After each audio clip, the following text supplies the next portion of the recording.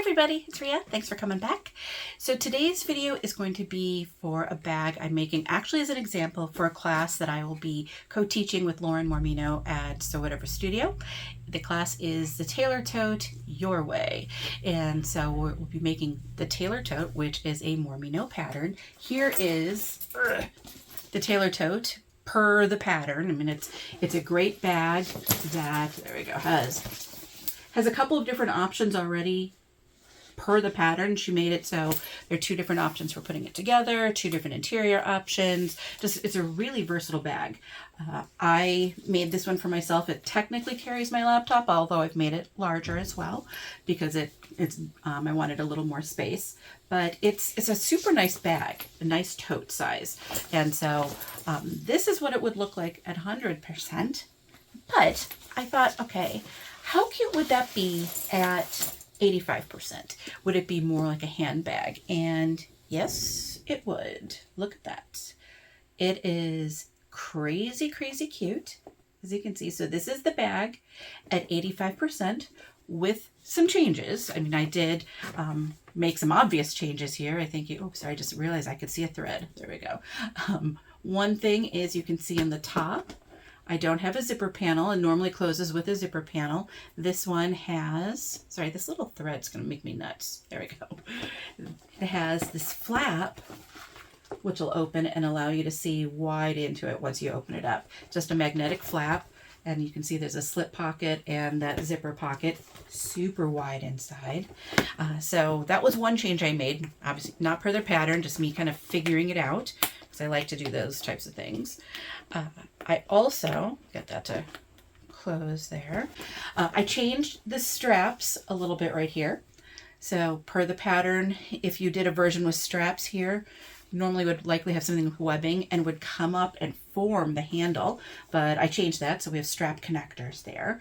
I also, at 85%, made this pocket wider. It should actually be a little narrower and a little shorter, but I made it larger so I could still fit a phone in there. You wouldn't be able to fit a phone at 85%. So I made some little changes, but I think it turned out really, really pretty. So you could see I did some quilting on there. Nothing padded, so it's not really kind of a squishy quilting. It really is just for the look. It doesn't have a quilting soft feel to it. But that's okay. I didn't want that. That's not what I was going for. So we've got that. I did also make a crossbody strap to match with the rose gold hardware. Normally you would have your connectors right here, but to help keep it clean and sleek looking on the outside, sorry, I put the connectors right here on the inside. Same place, just on the inside. I think it turned out so pretty. It really is just a really pretty bag. So in this video, I'll be showing you sort of my process to do this. I just simply printed the pattern at 85%, but then I had to make some changes to have it fit those certain little things. So yeah, hope you follow along and give it a try, and let's get started. Let's look at the materials for the Taylor Tote. So I've got them spread out here. I'm going to move a couple things over. We'll start with the front. And I'm going to pull out, sort of here is, sort of to refresh our memories, what the Taylor Tote normally looks like, especially if you're doing the pieced version the way I'm going to be doing here. Quick note, I decided to not do the pieced version. I'm not going to take out everything I talk about it here, showing the example, showing what I had planned on doing. I'm going to leave all of that in because you may want to use that at some point when you're making this bag. But you will see in just a little bit, I changed my mind. I decided to do the version where you have one big panel in the pocket on top. And I'll show the materials that I use at that point. So just as I said, a little note. I'm going to change it up in just a little bit. We've got two side panels, the middle panel, which also has the pocket here. The pocket normally gets stitched down to the bottom of the center panel, does not go all the way through. You don't sew it into the base. And as you can see, our connectors are attached basically right there at the edge of the two side panels. And then we have this top strip at the top there. And then we've got zipper panels. Okay. So with that in mind, let's first start with this. I'm going to be quilting, and so you can see I have some foam here. I don't have a heat press, and it just doesn't adhere very well with the little press that I do have, so I'm just going to spray baste it down when I'm ready. Let me move this out of the way. Hold on. It'll be easier to see on the gray surface. Okay, so we'll piece it together like this. Hold on, let me move that over. There we go. And then the pocket will go like this, and I am going to put it directly into the base. I'm going to sew it in there. It's going to make it thick, but I need it to be that way, really. I still want this pocket to be long enough for a phone. If I had truly cut that to 85%, it would be a little short. Because it would be up about here, and then we'd lose some height here. So what I did for this is I kept the actual height at 100%. I did not change that. And so I think that's right. Hold on. No.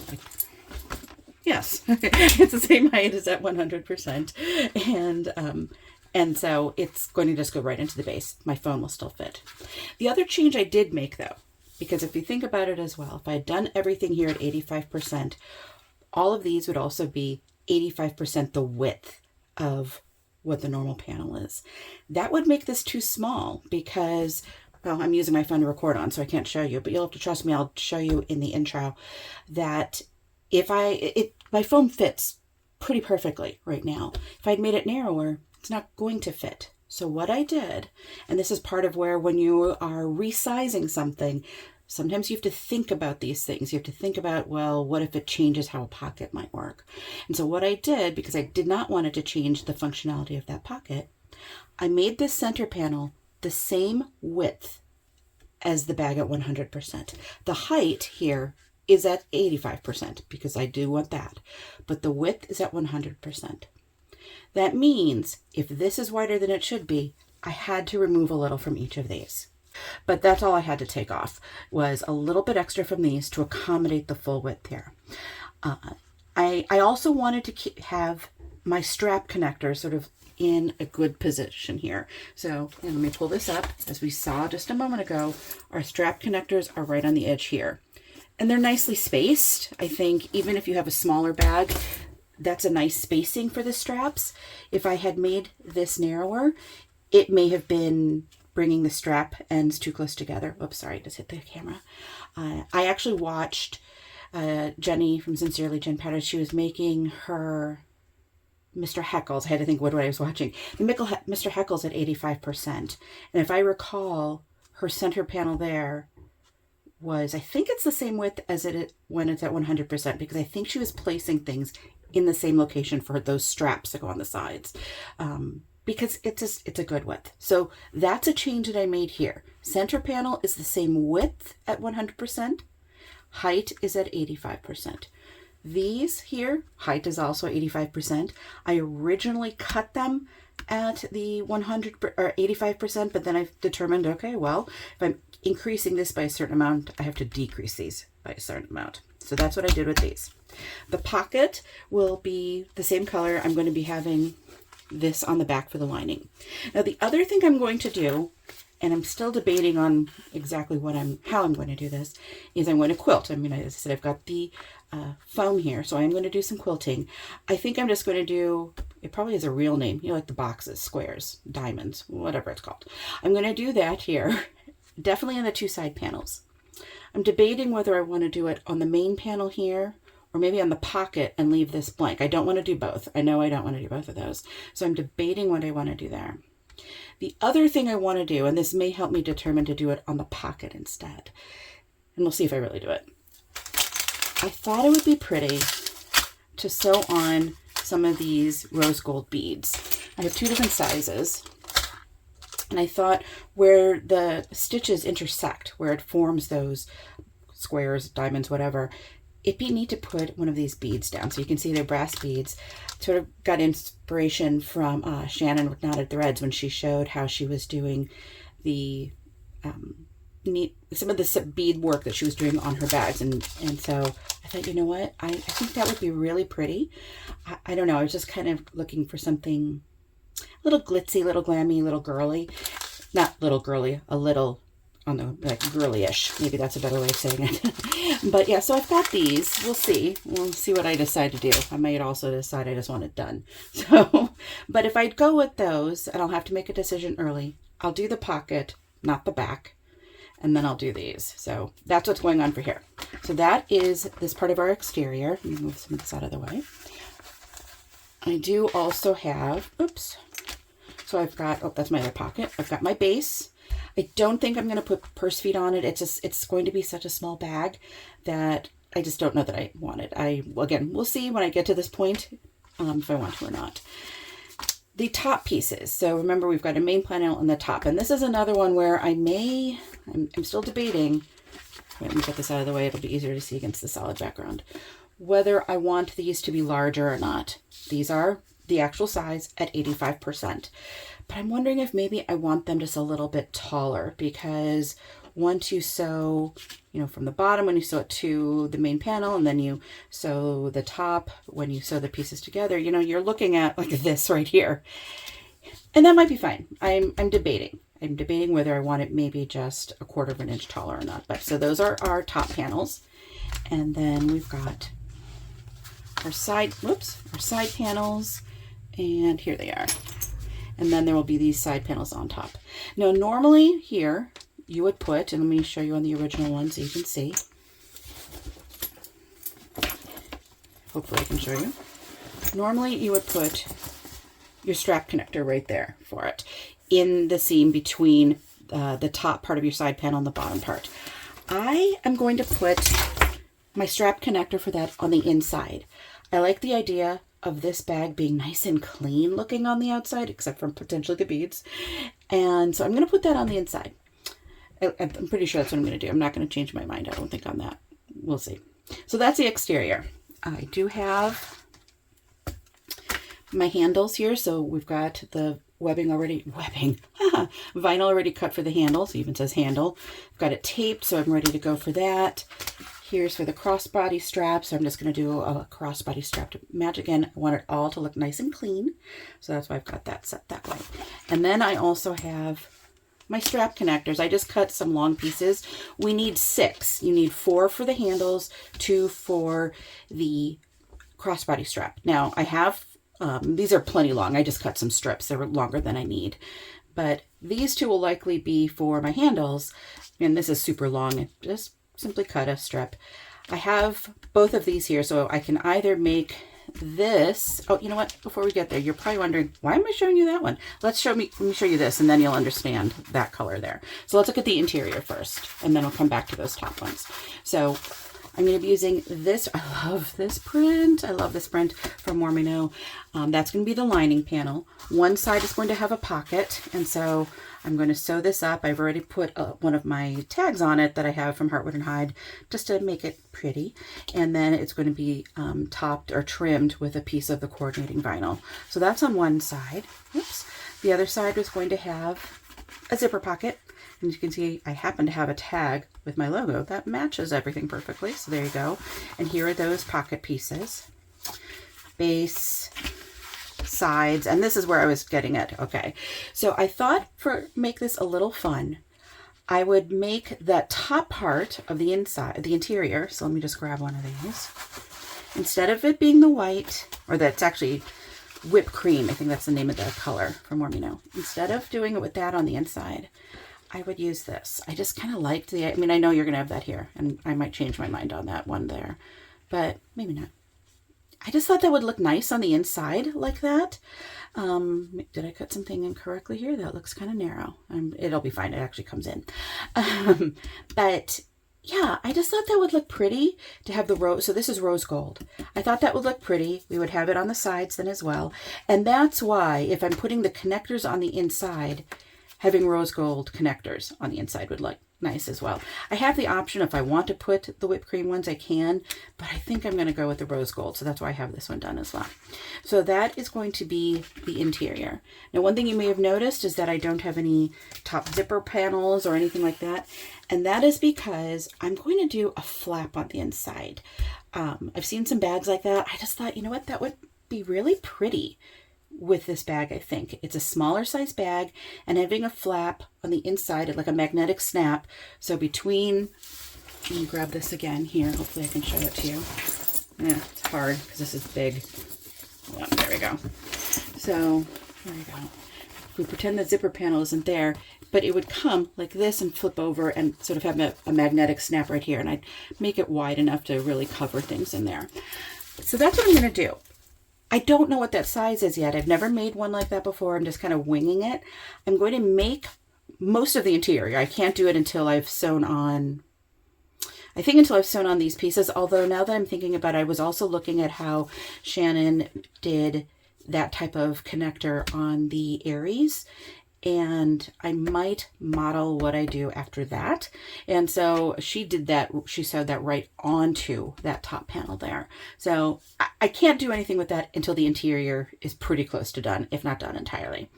My thought is I'm going to use a piece of the whipped cream for the top and a piece of the rose gold for the bottom. And I will likely keep it raw edged and then do some edge painting. That's what I'm thinking I will do for that. So I thought that would be really pretty. Maybe do a little quilting on that as well. Not with the beads, just the quilting. I think that would be too much with the beads there. And then because there's obviously a lot of rose gold, here's all the rose gold hardware, as you can see right there. A bunch of rose gold hardware. So yeah, so that's everything we've got for this. It actually, even though it's a number of pieces, it comes together pretty quickly, faster than you'd think. So yeah, let's get started. I have a little prep work I still have to do here at the cutting table, so I thought I would show you what I need to do since, you know, I don't often show some of this, and yeah, we'll toss it in this time. So I have already done all the folding I need to for the crossbody strap, and it's just a standard way of doing it, but I figured I could also show that to you with the handles. So let me move this over. Hopefully I can get this all in here. Let me get some clips. So what I've done is I've drawn a line down the middle of the piece of vinyl. Hopefully you can see that there. There we go. And I've put a piece of 1/2-inch double-sided tape on there. I could also put maybe 1/4 inch on the ends. Either would work. What I'm going to do is take that off. Maybe. There we go. So you can see my line now that I have in the middle. And for this, because it's going to be folded similar to this, excuse me, excuse me, you can see what I did is I folded it into the middle. So there's the line there. And then I'm going to fold it back on itself like that. Oh, sorry, there we go, like that. So it's a nice clean, no raw edge on the sides. And I'm going to put strap ends on these. So that's what we're going to do there. And that's what we're going to do here. When you fold it like that, I mean, you would think I'm going to fold it right up to that line. The thing is, when you do that, I don't know how I want to try to show it without taking any tape off yet. If I fold it up to the middle, there we go. Let's try it just showing here. Right up to the middle. So the two ends or two sides are like touching each other like that. And then fold them on themselves again. It gets really, I don't know how, it gets really tight on the inside. Those two pieces kind of curl up on each other, and you don't want that. It ends up with a bulky strap. So even though I have one line down the middle, what I want to do, so I need to do it at an angle here, is go almost up to the line like this. So I'm not, and it may be hard to see, but I'm not quite at the line. The goal is to have a little bit of a gap between the two pieces, or not two pieces, I'm sorry, two edges of the strap. And so I'm going to go like this. So I've got the tripods in my way, so I've got to go a little off to the side there. Okay. And, oh, I just had a light go off. Got to turn that back on. So I've got that half done. What I'm going to do now, I mean, instinctively, you get to this end and you want to start again here. I say go back to this side because it's going to help prevent it from curling a little bit. You're folding everything in the same direction. You're not sort of going like that with the fabric. So start over here. And I don't know if you can see, but there is a little gap in between. Let me bring that a little closer. There's a little bit of a gap. You don't need that much, you know, 1/16 of an inch to 1/8 of an inch in between there. 1/16 really should be adequate. And so, sorry, hopefully that's getting a little wide. I'm at a weird angle, so I can try to keep this also in the frame. But yeah, so I'm going to do this with my two straps. Let me just get this one done.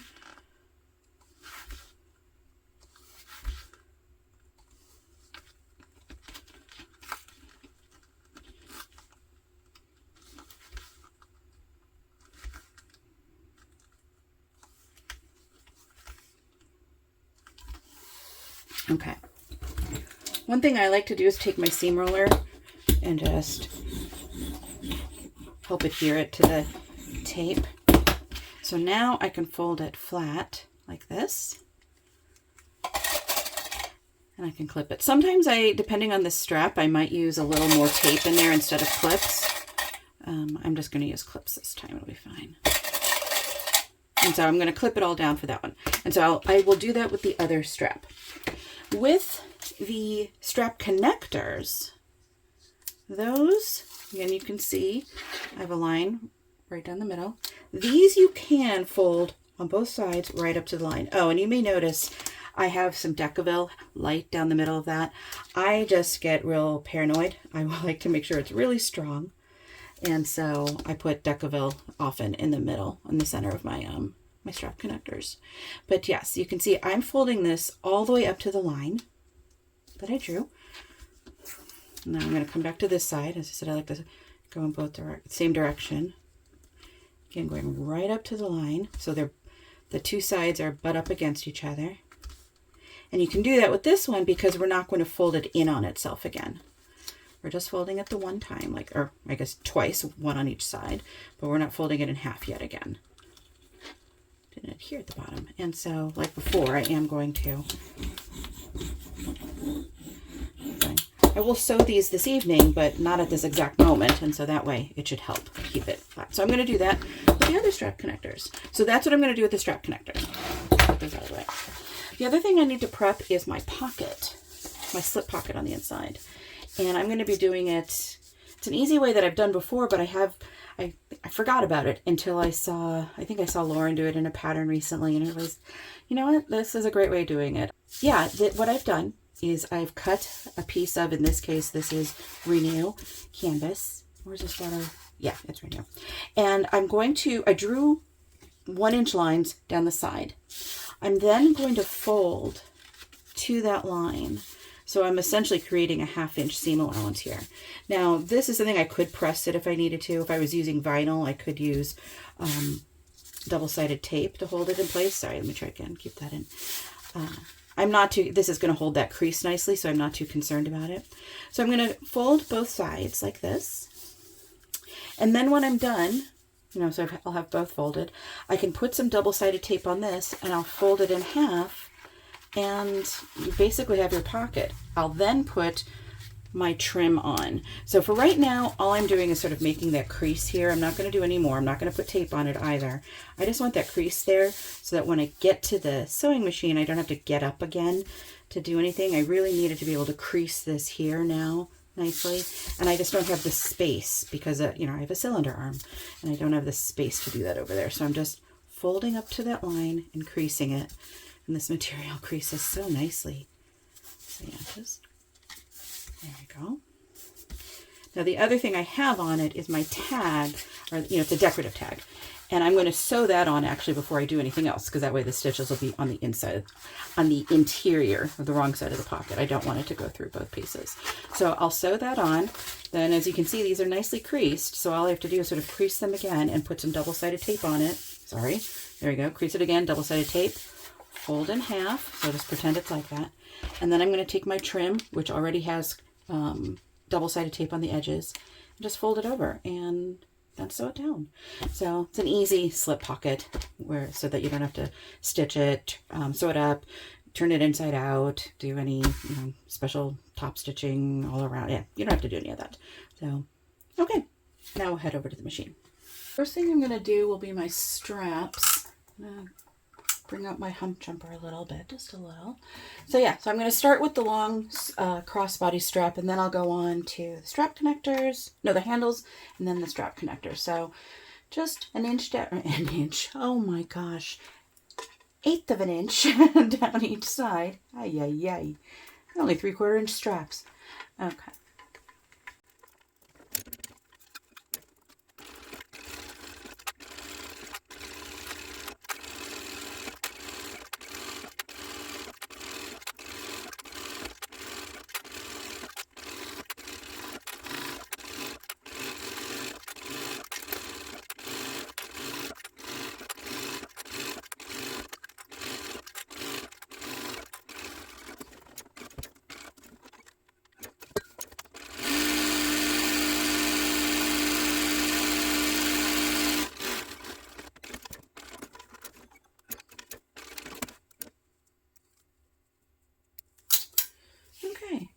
looks pretty good. I think that not too bad. If you're wondering why I went slowly on one side, it's because that was the folded edge. So I think you can see this here, or the edge where you have, here's it's folded in half. So that's actually the edge that's folded. This is the side with the two sides to it where it sort of comes together. And I went slowly to try to ensure that it stayed together and it evenly. I can feel a couple of places where maybe it shifted slightly, but it's very minor. And so I went slowly on that side for that reason, then a little faster on the other because you don't have to worry about anything shifting there. I'll put the hardware on later. I'm going to do all of the hardware at the same time. And so, but this is done. I'm going to go do the other straps off camera because it's the same thing, and so we'll be right back when I'm ready to do. I'm kind of assembling a few things here. I'm going to do, I think, the lining zipper pocket we're going to do next. I want to get some of those big pieces out of the way, and then we'll focus on the exterior. I decided I'm going to stick with the whipped cream here, and so what I'm going to do next is sew down the overlay and my tag. And you know what, while I'm sewing these down, because I'm going to be at a stitch 5, I'm going to also do the tag here. So we're going to first do the overlay.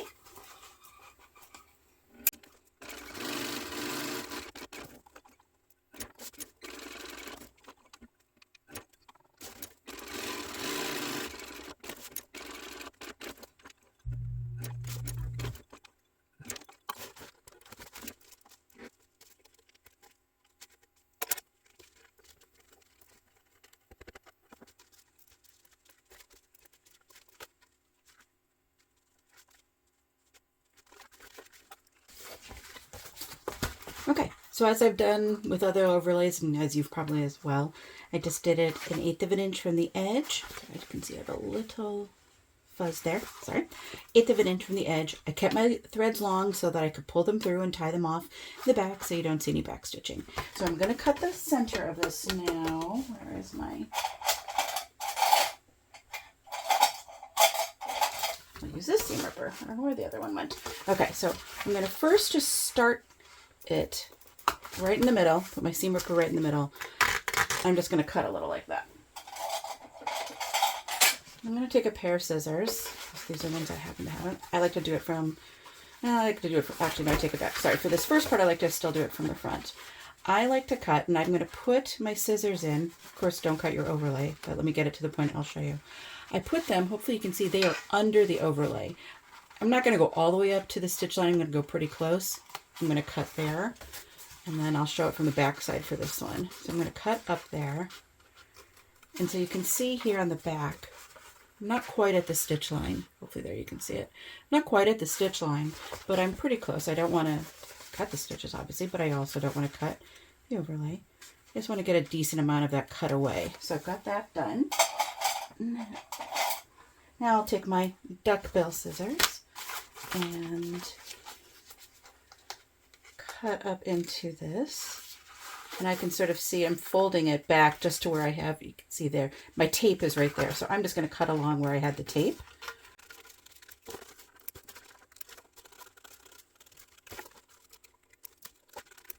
There we go. So that's all ready.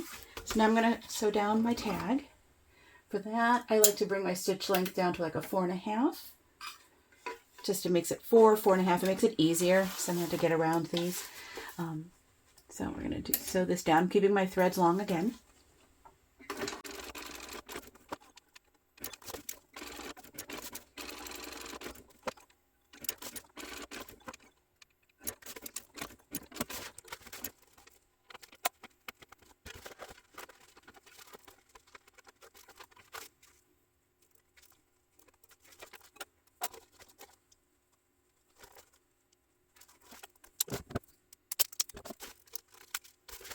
Okay, we're all done there.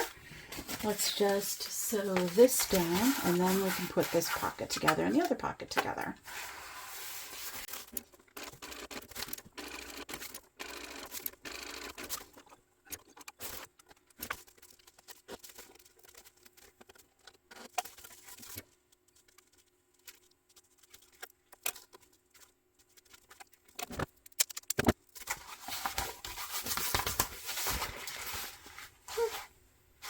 the straightest, but it's fine.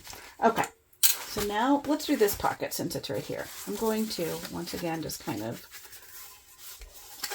fold that flat and make sure I'm folding that edge all the way up to the line, or the edge of the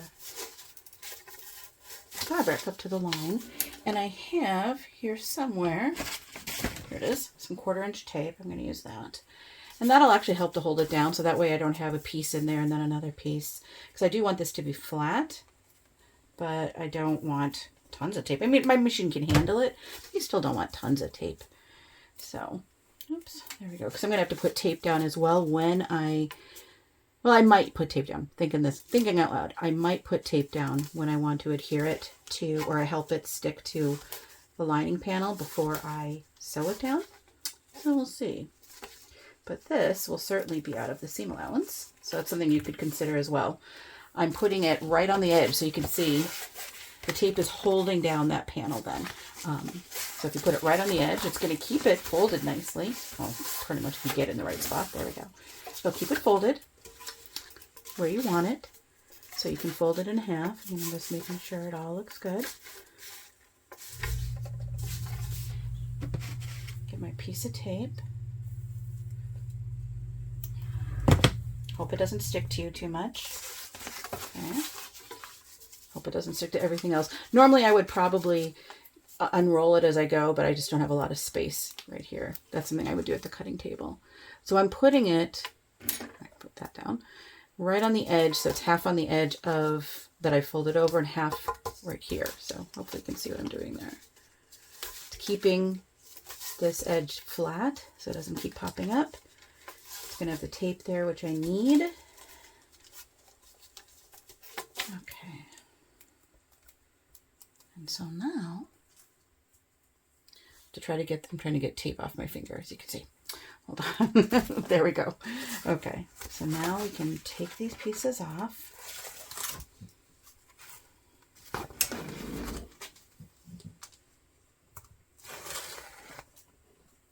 We're going to find it didn't actually do a good job folding it down. There we go. Let's try again. Okay, my method didn't work, but that's okay. We will make it work. I'm going to fold it in half, so I want to have these edges meet together. Just try to straighten this out as much as you can. There we go. So as you can see, I've got the top edges together. You can always trim those too. That's the thing, keep in mind, because we're going to put trim on it. So if they don't align perfectly, you can, maybe if it's somehow a little uneven, you didn't cut it straight, this will be straight once we fold it. So you can always trim a little off of the top if you have to. I'll get this to fold back in. And so we're going to align these here, starting at the top. So my edges, you can see I've got folded edges together. I'm just kind of refolding everything as I go, because it did come undone. My little idea didn't work. Well, that's okay. You can see I started to fold it in, then I pull it like this, and it sort of stays in. There we go. There we go. That looks good. And it looks nice and square. I'm just going to use the duckbill scissors for that. There's just a little fraying at the top. I'm just cutting that off so it doesn't hang out. Okay. So that's good. What I want to do now is find my piece of trim, which is also over here somewhere. There it is. And so I've got double-sided tape on the two edges. You could also put it down the middle, whichever you'd prefer. And the side I knew I wanted to use is the back. Could I tell? No, I can't actually tell, so I don't think it matters. Okay. I am going to go over to my cutting table for this because I want to be able to stand up and see. What I'm going to do is, in fact, I'm going to go draw a line down the middle.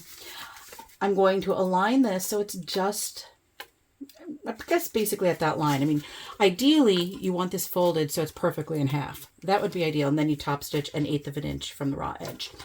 If you're concerned about having that perfect, because let's say it starts to creep up in the back and so it's longer in the front, you'll miss it. You'll have to do a second set of stitches. So what you can always do, if you're concerned about catching both sides, is have it be a little bit longer in the back if you need to, and then have it a little bit shorter in the front. No one's going to see it. And that way, when you do your 1/8 of an inch on the front, you know you've caught the back. But I'm going to go over to my cutting table right now. As I said, draw that line, put it on here, and then we're going to come back and do the top stitching, and then we can put it on the lining piece. Okay, update. The plan was originally to do the pieced version. As you can see here, it would be something like this. I was going to have it all the same color, though the back of the pocket was going to have the lining that I'm using for the lining. And then I'm going to quilt it. I've been debating using some little rose gold beads. I'm not going to do that. I think I'll practice that at some point, but I'm not going to do it on this one. The challenge I was having with this, though, was the quilting. And let me move this out of the way for a second. With the piece version, you sew this together and then you top stitch on the side panels, which is fine, not a big deal. But with the quilting, if I was going to quilt all three, there's a chance once I line those up that the quilting lines might not align. I mean, you need to do some fussy cutting, filting, sewing, and I'm not that talented, at least not at this point. I've never practiced that enough to be able to really do that well. And additionally, I was trying to think, okay, normally I like to also rivet my strap connectors in. Well, I'm not going to rivet anything. I wanted to, put them, I was concerned it might end up on a stitch. I don't know. It was just becoming challenging. Let's just put it that way. I just was concerned it wasn't going to look the way I wanted it to. So that's when I realized I don't have to go with the pieced version. I can go with the full size version or the full panel version. So it'll be like this. The pocket will be here. And with this version, what you do is you put straps here. Now, normally with the straps, at least, I guess I won't say normally, but sort of the way we have a lot of video tutorials for it, we use webbing straps. They come up, you have one long strap. Well, I'm not going to do that. I am going to do a strap that's going to come up to here. Again, this is the piece that will sew on right there. So I'm going to have a strap connector that goes all the way up. So it's going to cover the edges of the pocket the way you would normally do, but it's going to end here. It's not going to go all the way up and around. And what I'm going to do as well, and this is where you can borrow things sometimes from other patterns, I'm going to do a strap connector similar to the hidden strap connectors that we see on the Rowena by Knotted Threads Co.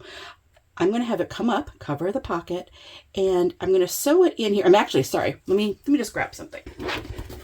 I realized as I was going over some of the video I already took that I did not do the greatest job explaining my process for these strap connectors. So let's first talk about what you normally would have with this pattern, your two options, and what I chose to do with this pattern. So we're going to have to use the interior for this because I'm obviously already done with the exterior. So if you have the version where you've got one large panel, remember there would be a pocket right here. What you would do is after you would sew on your top, and you would then also have a strap that you would cut that would go something, you can't see it very well, let me bring it down, something like that. It would be longer, sorry, but that's where you'd get your strap handles for that. It would cover the sides of the pocket and provide a strap, and there's a whole process around what you do for that. If you have the pieced version, which is, hold on, where's my pieced version? Oh, here it is. Like this. So you can see actually very clearly here. You have one panel here, pocket in the middle, so you always have that pocket there. But you sew your connectors in right next to the, or to the right and left of the seams for these side panels. And they get sewn between this bottom part, which you sew together, and that top strip. So again, if we look here, let me take this out of the way. We don't need that. We'll just pretend, sorry, just throwing these things around. You would sew it down like this. So here, just a strap connector. We'll just use that as an example. You might baste it first, do both of them. Then you would sew this down. You would flip this up, and you would top stitch on the bottom, and then this would be facing up. Those are the two options per the panel that you can make for this. I chose to do things a little differently, as you can see. So let's bring this back. This is one big panel. It's not pieced, so it is one panel, and then I put the pocket there. So I need to cover my my pocket sides obviously don't, I mean, they're raw edge, so you need to copy that or cover them. But I didn't want the whole strap going like that. I still wanted to have strap connectors and to attach a strap. So what I did was I cut these long strap connectors, and this is where it's sort of similar to what you would see in the Rowena by Knotted Threads Co. I liked how that looks there. So I cut them longer than I needed because I didn't know what I would want exactly, but I cut them longer. And just like, so let's for a moment pretend this is that. And I'm going to take the D-ring off. And so again, figured out where it needed to go. Now, the one thing I would recommend now is, just like with your D-ring, if you're doing a normal strap connector, you would take your long piece here, figure out where it needs to go, put it so you're seeing the right side up, and baste it down on both sides. So you've got this long piece here. You have not attached it. So this would still be free, but it would be basted down here. You would then sew this on as you would per the panel. And per the panel, you would flip this whole thing up. So now you've got this long strap connector, I can pretend, sort of going up like this. And you'll top stitch the way you normally would. So it'll be this top stitch right here. Then, like the Rowena, what I did, because I wanted to provide some strength to this strap connector, and it's going to be covered because it's going to fold down and it's going to have a connector in there. I sewed a little sort of line here. I did a box. I mean, you could do just a line if you wanted to, but I did a small box about 1/8 to 1/4 of an inch below and about 1/8 of an inch above. So I basically went like here, up, over here, and I back stitched on all of those, and I did it on both. Then when that was done, I put on my strap connector, or my actual, in that case, a rectangle ring, but you could use a D-ring. I applied double-sided tape to the back of this, and I folded it down to cover the strap, the pockets. And that's what you see here. I then, because on my original strap connector, I put stitches in a 1/4 inch from the edge. These are just 3/4 inch wide, so you can't go much wider than that. I then top stitched these down, these strap connectors down at 1/8 of an inch, or about that. Normally you would also want to maybe put a rivet here, but I looked on this side, it would be okay. I wouldn't be cutting into any of the quilting stitches, but on this side, it'd be okay here. But if you see here, right around where I'd probably want to put it, there's just a chance that I might hit this stitch line right here. I didn't want to risk that. I don't want to risk cutting any of this because then it'll fray. So it's down between the initial stitching when I sort of sewed this part here. Let me take that off again. Between when I sewed this together here, then top stitched it here, then did the stitching here, and then, I folded it down and it's stitched right there. It's not going anywhere. So I'm okay that there isn't a rivet there. The rivet would have looked nice for a little bling, but I think actually I'm okay just having that little bit of rose gold there. So I hope that is, I'm going to put this in. Obviously it looks a little different, but this I feel just did a better job explaining what I did for this slightly different strap connector there. I put in a fresh bobbin. I really could have left the bobbin in that I had there. There's, I'm sure, enough, but I didn't want to risk it. So I did put in a new bobbin. For the quilting, you just don't want to risk that. And there really are other things I probably should sew first. I'm leaving in 2 days for Mormino to Sew Whatever Studio. And I have stuff I probably should prepare a little bit for that. But no, I am going to do this first because I want to see how this will look. I don't know how well. Yeah, I think you can see that. I decided to do 1-inch marks, which there are a lot of them. That's fine. It's going to be a lot of quilting. Glad I decided to not do the little beadwork because that would have been at every one of those intersections, and that's way too much. So I drew those on with the silver marking pen for vinyl.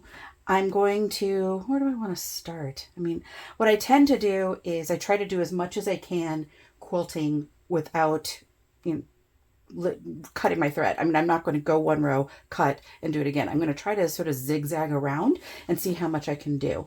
The edges are going to get caught in the seam allowance, so it's okay if it's not pretty there. Let's get started with this. I will obviously do this sort of speed it up a bit because there's a lot to do here. So I'll do one on camera and then I'll do the other one off. And we'll be able to put the pocket on and sort of start assembling things.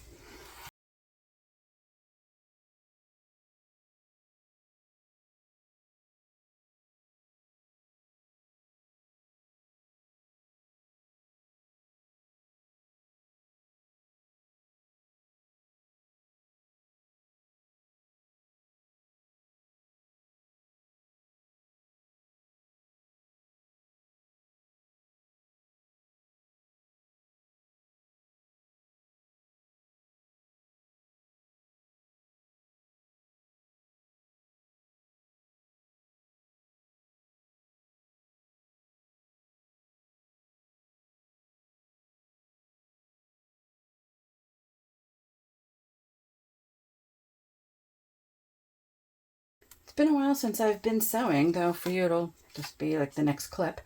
But I'm doing this after I'd gone to Sew Whatever Studio, so it's a couple weeks since I had last picked up sewing for this bag.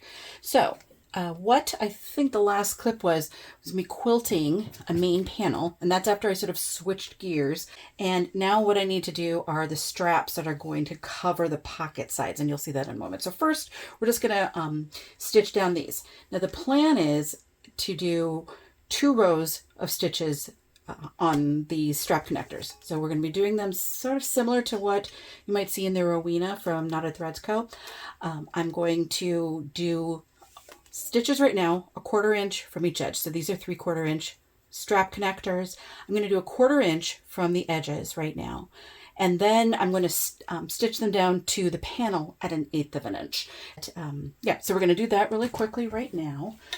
Let's see, got my stitch length at a 5 for this. So 1/4 inch.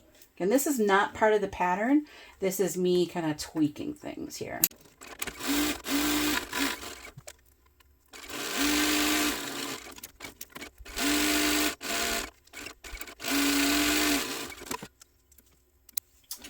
I wobbled a little on one of these, but as I said in a different video, if you can't see it, doesn't matter. Okay. So that's done. So the next thing I need to do is the pocket. I need to finish the pocket for the front. So I'm going to bring this back down to a construction stitch length. So as I showed when I was showing the pieces, I'm going to use a piece of the vinyl. This is my lining that I'm using, so that's going to go behind it. The pocket is not scaled to 85%. I mentioned that in the materials overview, and that's simply because I still want to be able to put my phone into it. So we're going to first just stitch down the right sides together. I want to stitch the 2 pieces, and then we're just going to flip it over. We're not stitching down the sides at all, just across, top or bottom. I guess if you're using something directional, make sure it's at the top. For me, it doesn't matter. And oh gosh, hold please. Okay, it's been so long since I did this, I couldn't remember what stitch length, or not, sorry, seam allowance I used for the top here. It looks like I used a 3/8. Yeah, we're going to hope that's right. Okay. Okay, and to top stitch, what I'm going to do is there, I think you can sort of see that. I'm going to fold the lining just a smidgen behind it. I don't want it peeking up towards the top, so I'm actually going to fold it a smidgen behind, or a little lower than the top. So you can see if I look from this side, there's a little bit of the vinyl peeking over. I want that. I want it to be a little below, not a ton.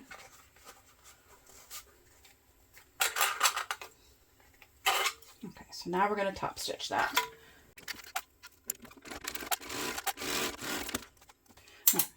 I'm going to compare this to another. Hold on. Make sure these really are the same. Yep, okay. Those are the same, so we're good. Okay. I want to make sure my pockets are the same height. So the next thing we're going to do, so here's our completed pocket. I mean, it's very basic. What we're going to do is take the quilted panel. Here's the panel. I've got my center marked at the bottom here. I have my center, well, I will mark my center here. And I'm going to line that there. I'm going to baste then down the sides of here to just hold it in place. Once that's done, what we'll do is we will sew on, get the pocket out of the way for a second, this top piece here. That's part of the pattern, but what's going to be different is I'm going to put the straps down, so they'll go, I guess I have to put the pocket back. It's going to go like this, and they're going to sort of tuck in right here, so it'll look somewhat more, a little more like that. So I'm going to go off camera so that I can just get this sort of on here, and we'll come back and we'll stitch down the sides. So I've got it where it needs to be. If you can see here, I don't know how well you can see, there's a little bit of the lining that poked out off the side, and that's because when I was sort of putting it back a little bit, it must have just shifted. Not a big deal because that's going to be covered by the strap, so a strap connector, so that's fine. Because I go for my cutting table behind me here, as you can see, I did use the painter's tape, and I just realized I ran out of bobbin, so 1 second. Okay, back in business. Let me just snip this little piece of thread. we are going to baste down the sides. And I'm going to be sewing over them anyway, so I guess I really don't have to, but it's going to help keep them where I want them when I put the strap connectors on. So just baste down the sides and the bottom. That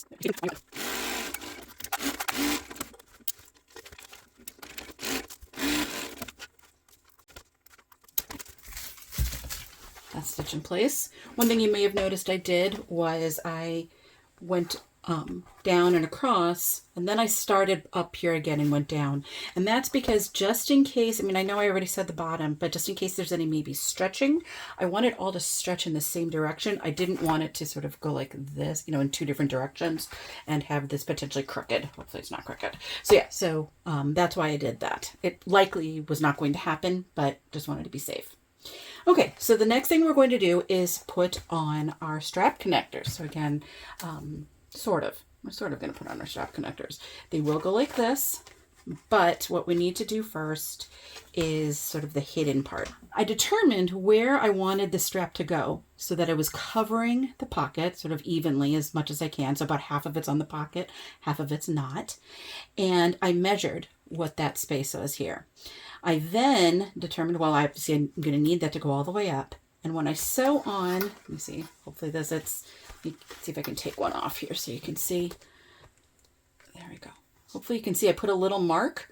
That's how far in on that top part I needed the top of the strap to go. Because if you think about it, again, when you sew these two pieces together, you put them right sides together, and you sew across, and then we're going to pull it up and top stitch. Well, I need the strap connectors to be inside of that. So what I did was I first put these down, I taped them so they're in about the right spot. You know, the top is kind of wiggly. I guess I could have top stitched those down. You know, I just realized that would be something if you were to do this. I would not, you don't want to sew this down yet. Note that you don't want to sew this down yet. You just want them in place. You then could or baste them in place at the top where they need to be. And then you could put this over here. You're going to then sew with your stitch length or your seam allowance per the pattern. And then when we top stitch this back part, these will fold back. Similar to what we have sort of in the Rowena, they're going to go backwards. So let's start with this part. As I said, I've got this all in place. I didn't baste them like I just said I could have, but we're going to sew this with the seam allowance. I'm going to do the seam allowance in the pattern. I'm going to talk about seam allowances in a little bit because I am going to change them up here, but for this part I am still doing for the pattern because that's what I did on the other panel.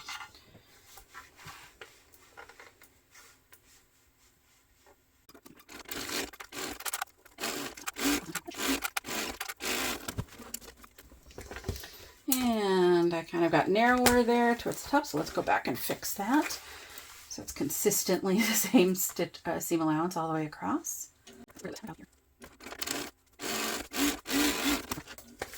That's better.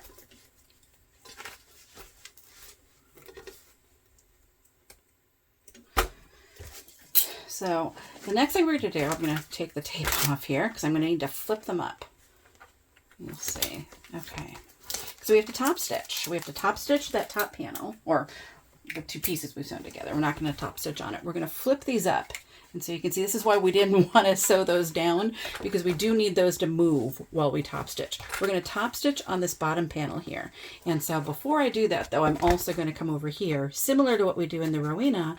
I'm going to tape this down a little in the back, and I'm going to do a couple of stitches right here to sort of help sew that down. So on the Rowena, you do a little bit on the main, a little bit here, and then eventually we're going to put that down there once we have the strap connector on there. But I'm going to do that first. So I'll be right back. I'm going to sort of get this cleaned up. These were far longer than they needed to be, so I don't need this much back here. I'm going to cut it off so that it's just a little, basically a little below the sort of the seam allowance there. So be right back. Okay, so the first thing I'm actually going to do is do the top stitching. So it's going to help when I do the sort of extra strength stitching on these. So as I said, we're going to do 1/8 of an inch. We're going to do it on the bottom panel. So I'm folding the seam allowance back here behind the main panel, as you can see there. And I'm going to top stitch on the main panel. Just 1/8 of an inch from the edge.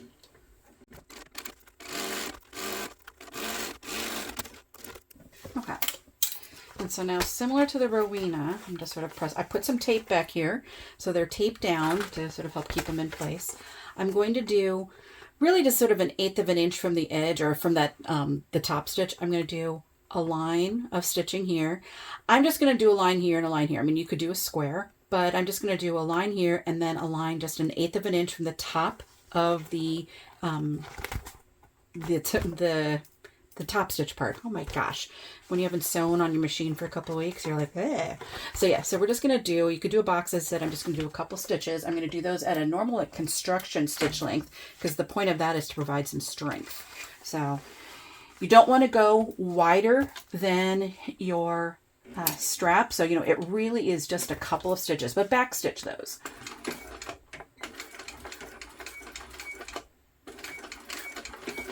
And so I said, you can if you want. Maybe I will do a box. And I'm just going right above where I started sewing, or where I did the top stitching, and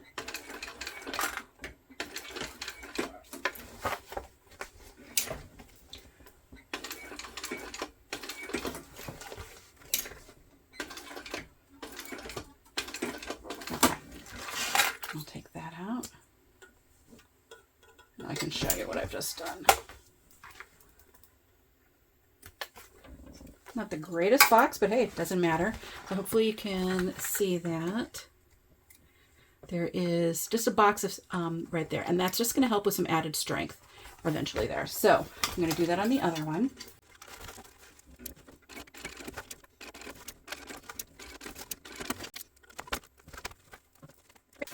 So we've got those sewn down. So now what we need are our rectangle rings. I'm going to put those in, get that one out of the way. And I do have, oh no, we're going to use this one because I have double-sided tape on the back of this one already. I am going to go do this at my cutting table, but so you can see, I'm going to put this here, and I'm going to take off the double-sided tape, and I'm going to align it here. I'm not worried about there's extra at the bottom. I'll trim that off after.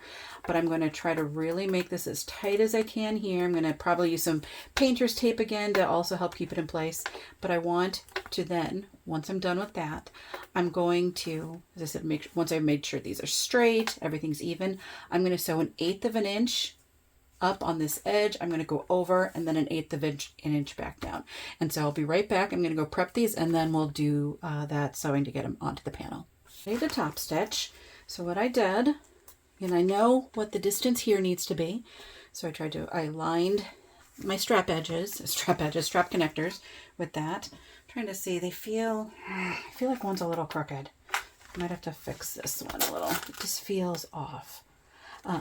The other thing I did, I wanted to ensure that my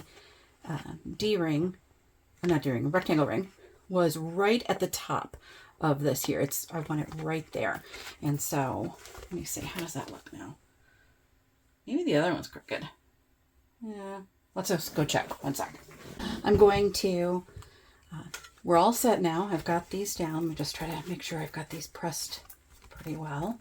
I'm going to, as I said, start at the bottom, go up, across, and I'm going to go really just below the top stitching here is where I'm going to go. I don't want to sew through that top stitching. I'm going to go just below it and then down. And I'm going to do that on both. And I've got a stitch length of a 5. And I can go across the bottom too.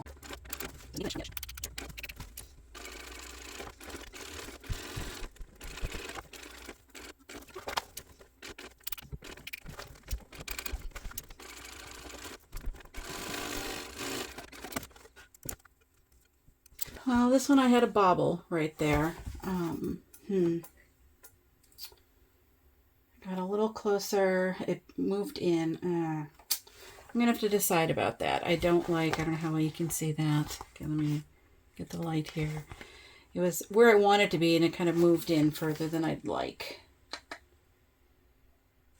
We're going to think about that.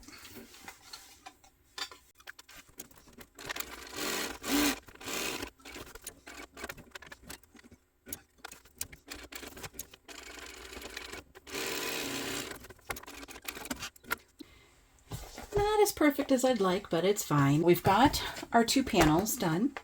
Okay, So we now need to move on to the sides, and then we can sew this together. The exterior and the interior is done, so we can sew that all together too. Okay, so we've got our two side panels here, and we've got the top pieces that go with them. Normally, per the pattern, what you would do is put your side connector right here, similar to what we did. You'd point it down, put this on top of it, and then you would bring it up, top stitch the way we did on this bottom side. You'd be top stitching through the strap connector and really holding it in place. But I'm going to be putting the strap connectors for the crossbody strap, that's what that's for, on the inside. I thought it might be, I don't know, a little fun, a little different to put it in there, so we don't need to worry about that with this here. So what we're going to do is just sew these together. Now, let's talk about seam allowances a little bit in this. People often ask, if you reduce the size of a bag, do you need to change the seam allowance? And the answer is, depends.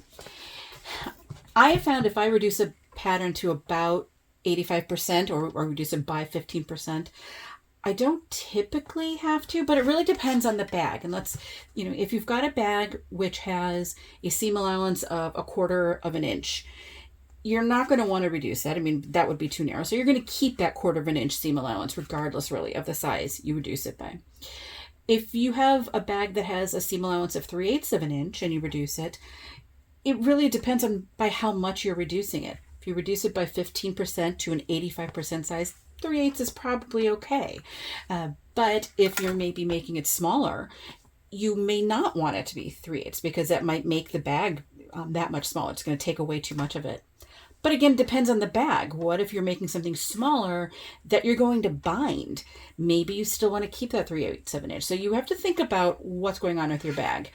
If you have a bag that has a 1/2 inch seam allowance and you reduce it, do you want to change the seam allowance? Again, that's another one where maybe you would though. That's a pretty big seam allowance, 1/2 an inch.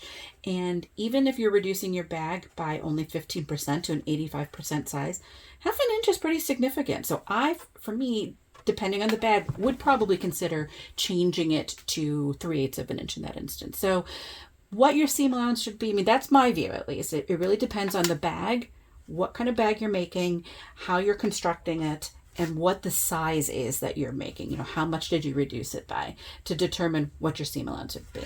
You just want to be consistent though. So for instance, I did a wider seam allowance on those two panels when I sewed this on than I planned. In all honesty, here, let me bring one back out. We'll bring out the first one I did. The one that'll be the front. I should label it. So when I did this one, as I said, I was planning on having it so that I was going to do a slightly narrower seam allowance when I sewed these two pieces together than I did.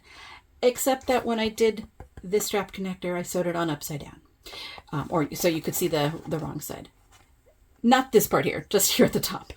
But that meant I had to pull out my stitches and I needed to make it a little wider. I didn't want to sew through those again. I didn't want to risk perforating anything. So I went with the seam allowance in the pattern. So I did do that. So, as long as I'm consistent, I did that here, I did it on the other ones, and I'll do it here, I'll be fine. So we're going to sew these down and then we're going to top stitch on the bottom.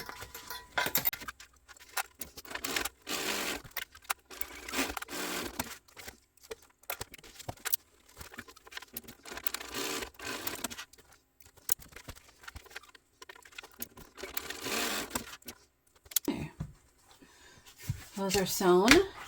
We're ready to sew on the base.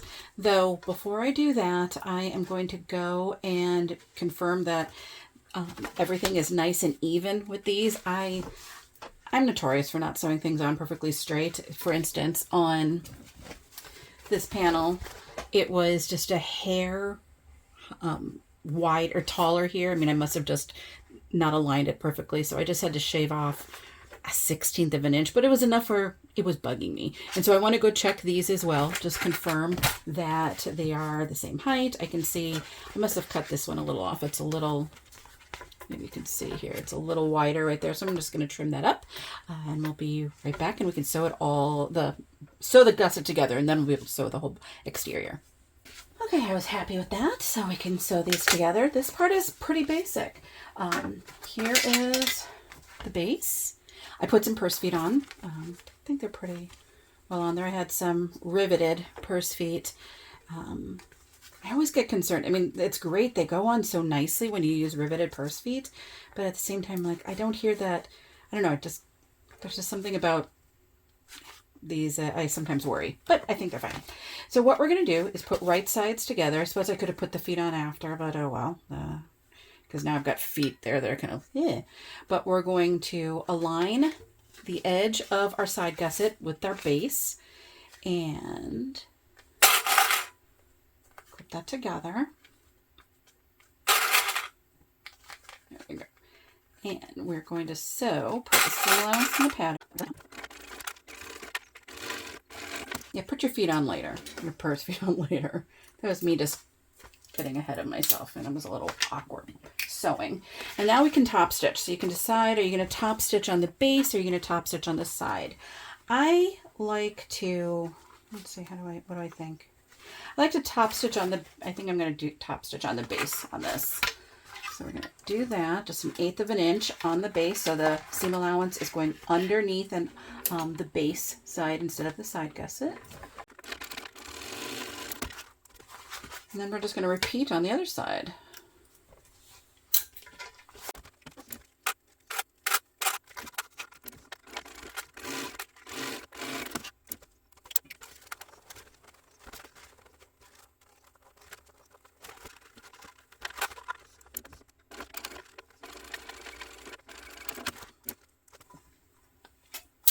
Great. Okay, so we've got that all sewn in place. I had already marked my centers on my base when I was sort of getting all the purse feet together, but I'm going to do it again, or just at least confirm that they're in the right place, that they're centered still. So I'm going to sort of align right here, the edges, I mean from the top here, but also my seams right there from the two panels, the top parts and the main part of the gusset.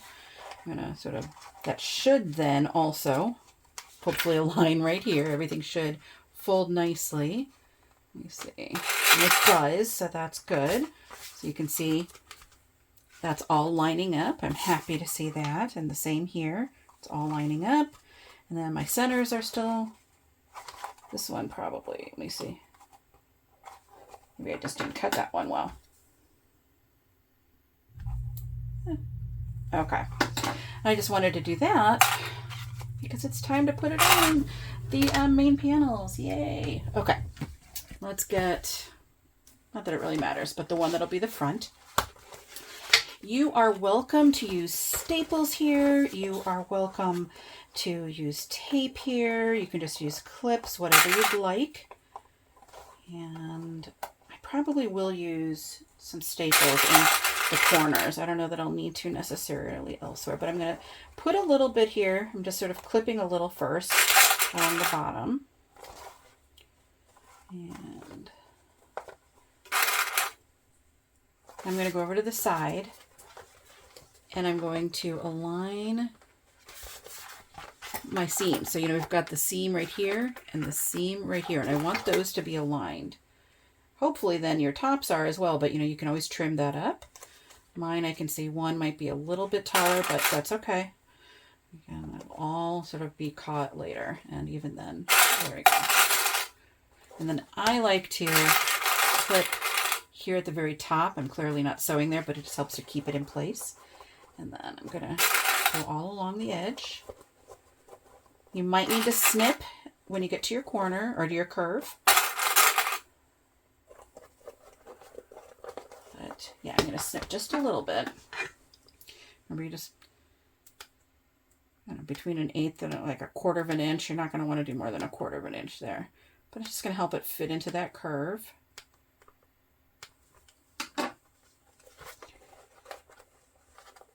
Sorry, a little out of picture. I don't know what's going on with my lights right now. It's all got a lot of light here, but it's not, looks like everything is dark. Okay. Yeah, just needed, oops, throwing things. Perfect. And I'll do the same on this side. Again, aligning my seams first. And the tops.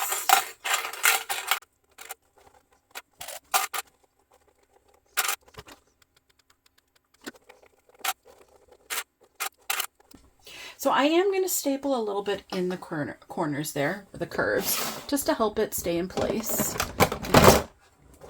Let's make it a little easier. I'm going to take the table off here and I'm going to sew that down with, I'm going to sew the edges in with, on the actual cylinder arm.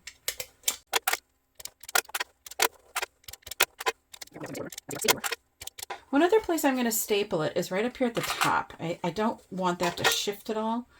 I've got some thick seams there, but I really don't want that to shift. So I'm going to staple that all the way to the top. Same on this side. I'm going to do it right below the seam. I'm not going to staple through the seam because it's thick, but I'm going to staple below it and above it and at the very top. I really don't want those to shift. Okay. So we're stapled. I think we're stapled enough. I'm going to take this off.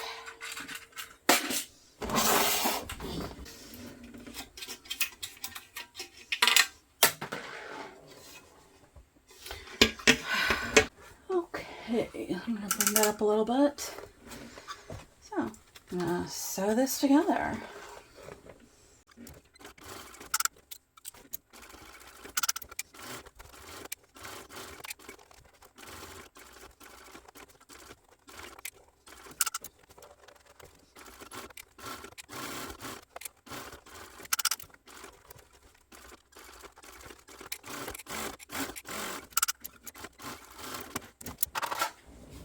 Let's take out our staples and see how we look. Okay, so if I look inside, it looks good, but I will admit I want to turn it. I want to look and see. I'm a little off here on the base. You can see I didn't think about that. This strap lines up perfectly. This one's a little off, but that's okay. That'll be fine. Yeah, I'm not going to get worked up over that, but it's looking cute. Now, what I will do when I'm done, I'm just going to do one more little row, but I'm going to snip into the seam allowance here, again, sort of per the way you do things like in the Aries from Knotted Thread Co. To sort of help those curves when you turn them, or when you turn it inside out. It just helps the curves lie a little, it's a smoother curve. It's really a smoother curve. So I'm going to put one more row. I really would like this to be strong. I don't want you to see the stitches. So it's going to be right next to the row of stitches I just did. But again, within the seam allowance.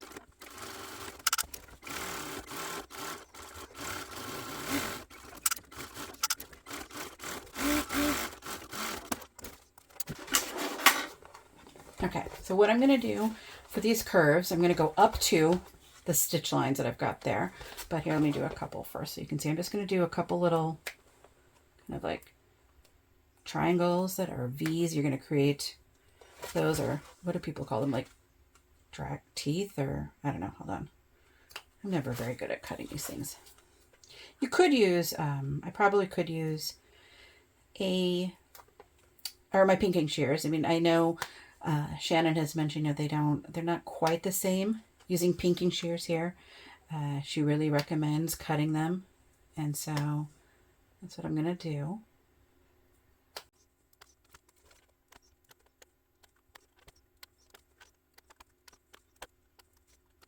So it's just something like that, as you can see. There we go. There we go. You can sort of see that there. That's what I'm aiming for. So I'm going to do that on the other side.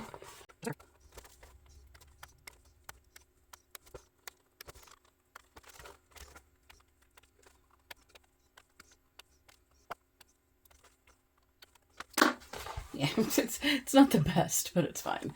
Now let's see. I want to, usually you can see, oh, I can already see the difference. Yeah, it really does make a difference when you do that. The curves just end up so much better right here when you do these curves. They really do. You can, trust me, if you haven't done those before, try doing it. Shannon really talks about how, and I probably could do a better job still, but just the way the fabric then lies when it's in that curve is so much smoother, and you can see it then right here. So trust me, you really do want to do that. So let's do the other side. I'm just going to repeat the whole process.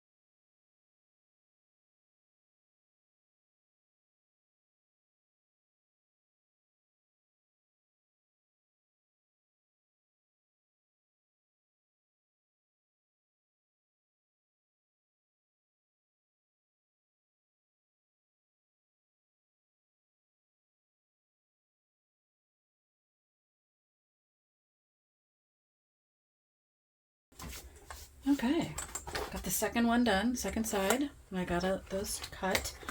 You might have noticed I stapled all around the second side, and that's because the first side did shift a little bit, and I just wanted to avoid that. So we are going to turn this out. I could cut down the seams a little bit. I'm not going to on this. I think it's going to provide some nice structure because I didn't put Decaville or anything aside from a little fleece here. So having that little bit extra on the sides I think will be good. So we are going to turn this because I'm going to do a drop-in lining, and so I don't need, well, in fact, I need it to be turned. I don't need it to be inside out. So let's see how this looks. These curves look pretty good. This side, the seams on the bottom, you can see that lined up really nicely. That's technically what I would have called the bad side, I think. Yeah, this side is where it's just in just a little bit, not enough to really make a difference. So I think it's fine. But yeah, look at the oh my gosh, it looks so nice. I'm loving this. There it is so far. Let's bring that up. There we go. So there it is. I mean, the exterior is done. So we are going to, I'm just sort of massaging the seams a little. Once you have the interior in there, you know, it'll lie nicely. It's looking so nice. Yeah, okay, so let's move on to the interior. The next thing I'm going to do, and I'm going to show you before I bring it over to the sewing machine, will be the flap that I'm going to be putting in. Instead of having a zipper panel on top or a magnetic snap, I want there to be a flap with 2 magnets here. And then I will put 2 magnets on the other side. So we'll just pretend they'll have 2 magnets here. So it'll close and it'll just be a flap that sort of closes the top. I'm going to quilt this side. So this will be the side that'll be faced up because I'd like it to have the same quilting. I then, when I'm done, I'll put the 2 of these together like this. So I've got another piece, right sides together, and I'll just sort of stitch around this. I'll turn it. I'm going to cut the edges so that they really lie nicely or turn nicely. I'll top stitch it, and then my plan is, because it says marking all over it, I don't want to use that as the example. I'll have found my centers and I'm going to sew it in. I'm going to put it into the seam allowance. I just feel it's big. I want it to have some strength. So I'll put it into the seam allowance, similar to what I did with the straps. I'll put it in. I'm going to top stitch it down, and then I'll probably put an extra layer of stitching because you can sort of imagine it like this. So it'll be sewn in, top stitched in, and then I might do just 1 layer here to sort of attach it to this back part to give it some strength there as well. Just a row of stitches there. And yeah, this is totally making this up on the fly, but I think it is going to look neat. I hope so. I just kind of going for an elegant look. So we're going to now go over and we're going to stitch this together so we can get this interior done. We're almost done. Once this interior is put together, it's time to assemble the bag, and we're doing a drop-in, so it should be pretty fast. So let's get over there. So I'm going to do my little quilting on here. I don't have this interfaced with anything. We'll see if I decide later that was a bad idea. I don't know. It's sort of doing this on the fly, but I've got to bring my pump jumper way down. There we go. There we go. So we're just going to do the stitching, same as we did on the other.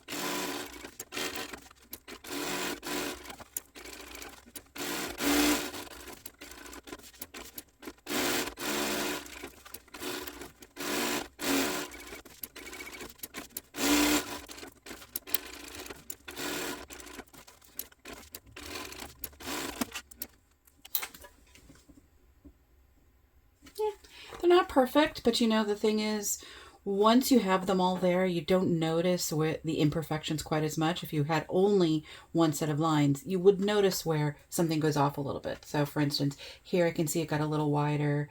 You know, I can see places where it did veer a little, but again, once you've got it all there, it's fine. I'm going to wipe off my, actually, good, I've got a paper towel right here. Let's wipe off those lines. This is a really smooth vinyl, so I really don't even need much to wipe them off. They're going to come right off. I use a silver marking pen, and so they come right off. You could always use a little bit of water. I think people use baby wipes, little machine oil sometimes. Just be careful with what you've got to make sure it doesn't, damage the vinyl. So now we're going to clip these together, right sides together. I didn't even look at the seam, the stitch length when I started doing that, so we were lucky it was around what I would want anyway. That is called luck.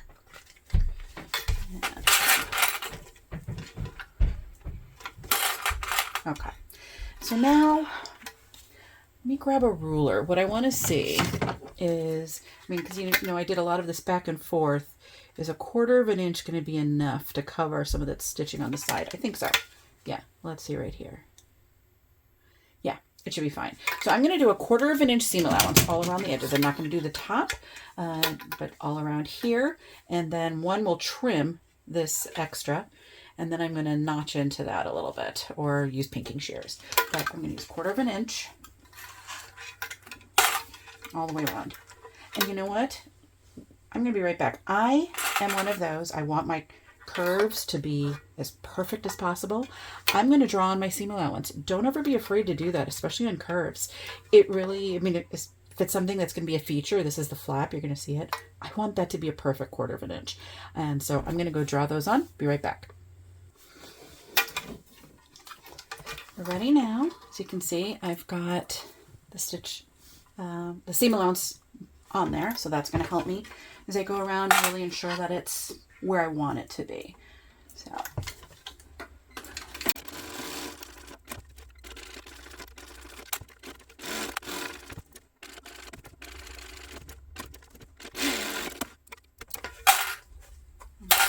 I'm going to first trim this.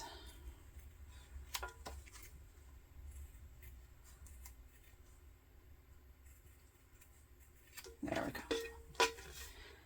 And then it's not a lot there, a lot of space, so I think I am just going to cut some notches into it instead of the pinking shears, because it's only a 1/4 inch seam allowance, so I think this will be easier.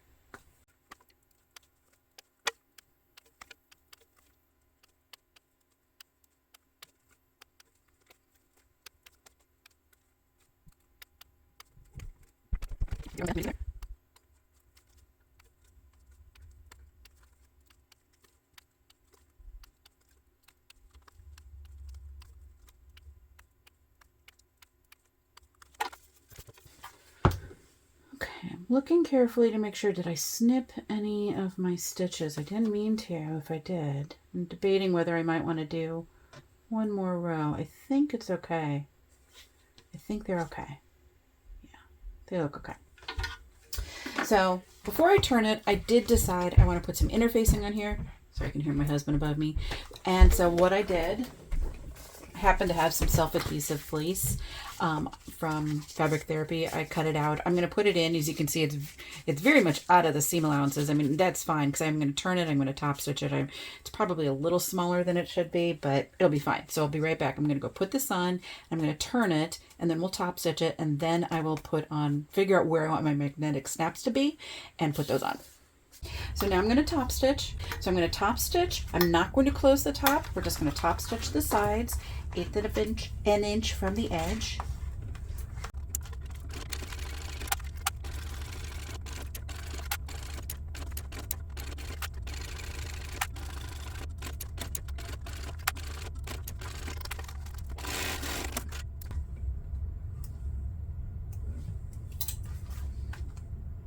Yeah, that looks pretty good. I like how that looks. Okay, so now what I'm going to do, I have to figure out where I want to put the magnetic snaps. I want I think I want two. I think if I have one in the middle, it's going to curl up eventually on the side. So I'm thinking of doing, and actually, gosh, right there in those two diamonds would be perfect. I think I'm doing two. You put them on the right side. Let me see if I can show. Hold on. Let me grab the finished one. Okay, you put it on the right side because, let me see. This is when, wish I had a different table sometimes. See how well I can show this. Okay. Because when it closes, I mean, we're going to sew it. Whoops. We're going to sew it. This will be to the interior, of course, but you can imagine. I'm going to do, here's the right side right here. We're going to have that be so it, when it's open, you see the wrong side and it'll curl over like that. So you need your magnetic snaps to be on the right side of this. So and then once we've got that, we need to figure out where they go on the other side. So I do like, I'm going to try to make sure see if centered in these two is pretty even. I mean, it all depends on how well I measured everything. It might be. Cool. So I'm going to put them there. Because it's open, I can just go in and do it pretty carefully here. I'm not going to do, even if I have them, I'm not going to look. I'm not going to do riveted ones, or yeah, riveted magnetic snaps. I want this to be a nice clean look. I just want them here. So I'm going to go grab my magnetic snaps. I'll mark them and then we'll do that part together. I marked where they're going to go. It turns out everything is centered really nicely. So the center of both of those was the same distance up and the same distance from the side. So I was really happy with that. I then marked, this one actually might remark that one. It looks a little off. Hold on, let me grab my pen. I then just marked with my silver marking pen. Let me get those off. With using the washer where the slits need to go. Make sure that one looks good too. And then I'm going to put the male side on this one and we'll put the female side on the other. That looks better. Okay, we're going to use this, I think. Yeah, we will. I just need to be really careful. So I'm going to use my seam ripper, you know, the one that like is, you know, you can perform surgery with it. And I want to be super, super careful. You obviously only want to go through this one layer. You don't want to go through the back. You don't want to go through your fingers. So I might actually, okay, I'm getting scared using this. I may use this. I somehow feel I just might have more control with this. So I'm going to push in. I don't mind if I jab myself too much with this one. That other one is an actual blade. Okay. I'm using a more traditional seam ripper here, and I can, if anything, put in a little slit. So what I'm doing, okay, didn't go through, good. I'm putting just a little bit of a slit in here. You obviously don't want it too big. I could actually finish it with the scary one, because I do need it to still fit the, there we go, the snap.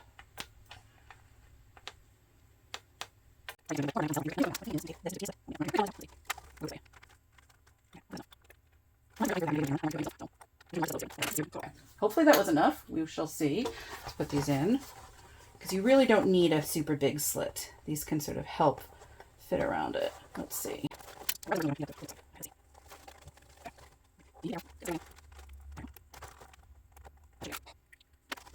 think part of the issue there, I can start to feel it now, is I've got that self-adhesive fleece on the other side, so it's kind of sticky, and it's, I think, you know, it's creating a filmy layer that you have to kind of break through as well. There we go. I can feel it coming through. There we go. Now I'm not concerned about putting like a piece of Decaville or anything behind it. I mean, the vinyl's a nice strong vinyl, and I do also now have that fleece back there. So that's enough. That really is enough. So I'm putting the washer on, and let me see. There we go. Get that on. Use my screwdriver to flatten it, not the scary thing. Make sure it stays.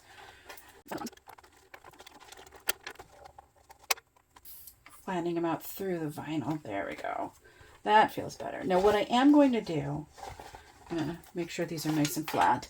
I'm going to cover them though with some of the scraps from this fleece, simply because I don't want to feel that through here. I can feel that a little bit. I don't want to do that. So I think I'm just going to cover that. Well, yeah, I just don't want to feel that there. I'm going to cover that. I'm going to pick up the one that fell. I'm going to grab it.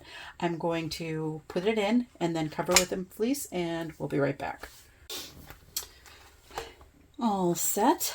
I really hope this is going to work well. So with that done, we're going to baste the top closed. I've got my center mark, but I'm going to just do it one more time just to ensure it's still pretty clear. Yeah, just mark it a little more. Okay. So now we can start putting this together. Yay. So we're going to first put together our gusset. Do I want to put together? No, let's put together the side panels since they're basically here. So as usual, I think I'm going to put the pocket on the back of the bag, which means I want this to also be on the back because it'll close towards the front. And so, like before, what we're going to do, we're going to put this sort of as I described with the strap connectors. I want this to be right side up because it needs to flip up, and sort of when it's up, you want to see the wrong side because it's going to close. It's going to close and then you'll see the right side. So I'm going to baste this on first because there's just a lot here. I've got my center marked already on my panel, the center marked on this flap. So we're going to baste this on. Bring up my hump jumper.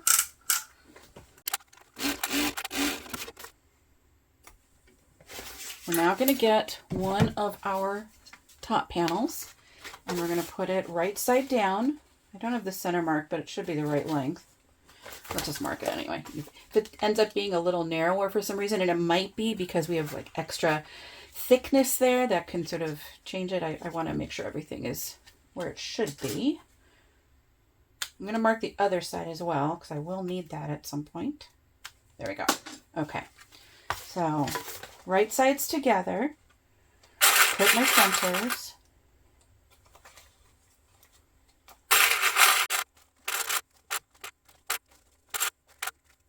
So that's one side. Let's do just prep the other side as well.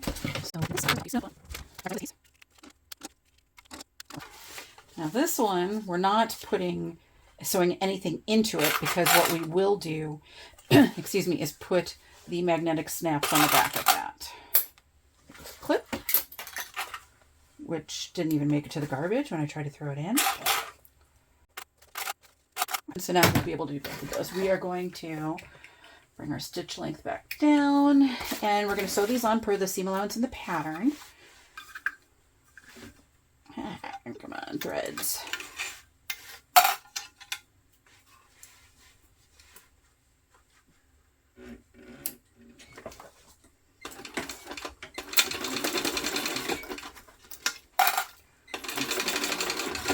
I'm coming up to that thick part here, so I'm going to raise my hump jumper because I've got a lot we're going over.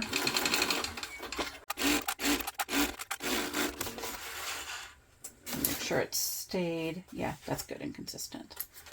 Okay, do the other one.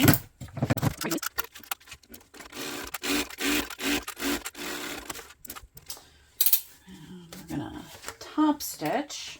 And we're going to top stitch, when we do, we're going to put the seam allowance behind the main panel. So we're going to top stitch on the main panel. We're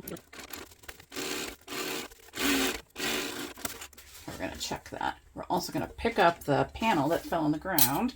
Yeah, so you can see here's how that one looks. Looks pretty good.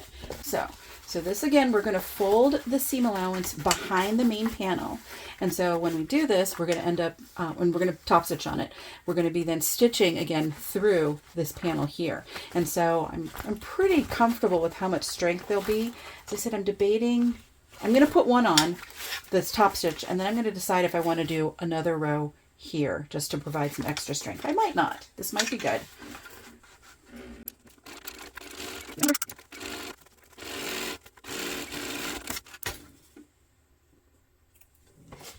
Okay, let's kind of evaluate. Yeah, I think I am going to put it in because I can see as I'm bending this over and I'm just looking at the stress that it might put right here on this. I mean, I know it's sewn down, I know it's top stitched down, but I think I like the idea of one more row. So I'm going to do one row right above the stitch line. I will leave, no, I'm still going to back stitch on that. I know you would probably want to tie your threads, but I want that to be strong. So I'm going to start essentially also right at the top stitching line here. So in fact, I could probably put my thread and my needle in there. Let's see if I could. Yeah, I might. Let's see. Oh, perfect.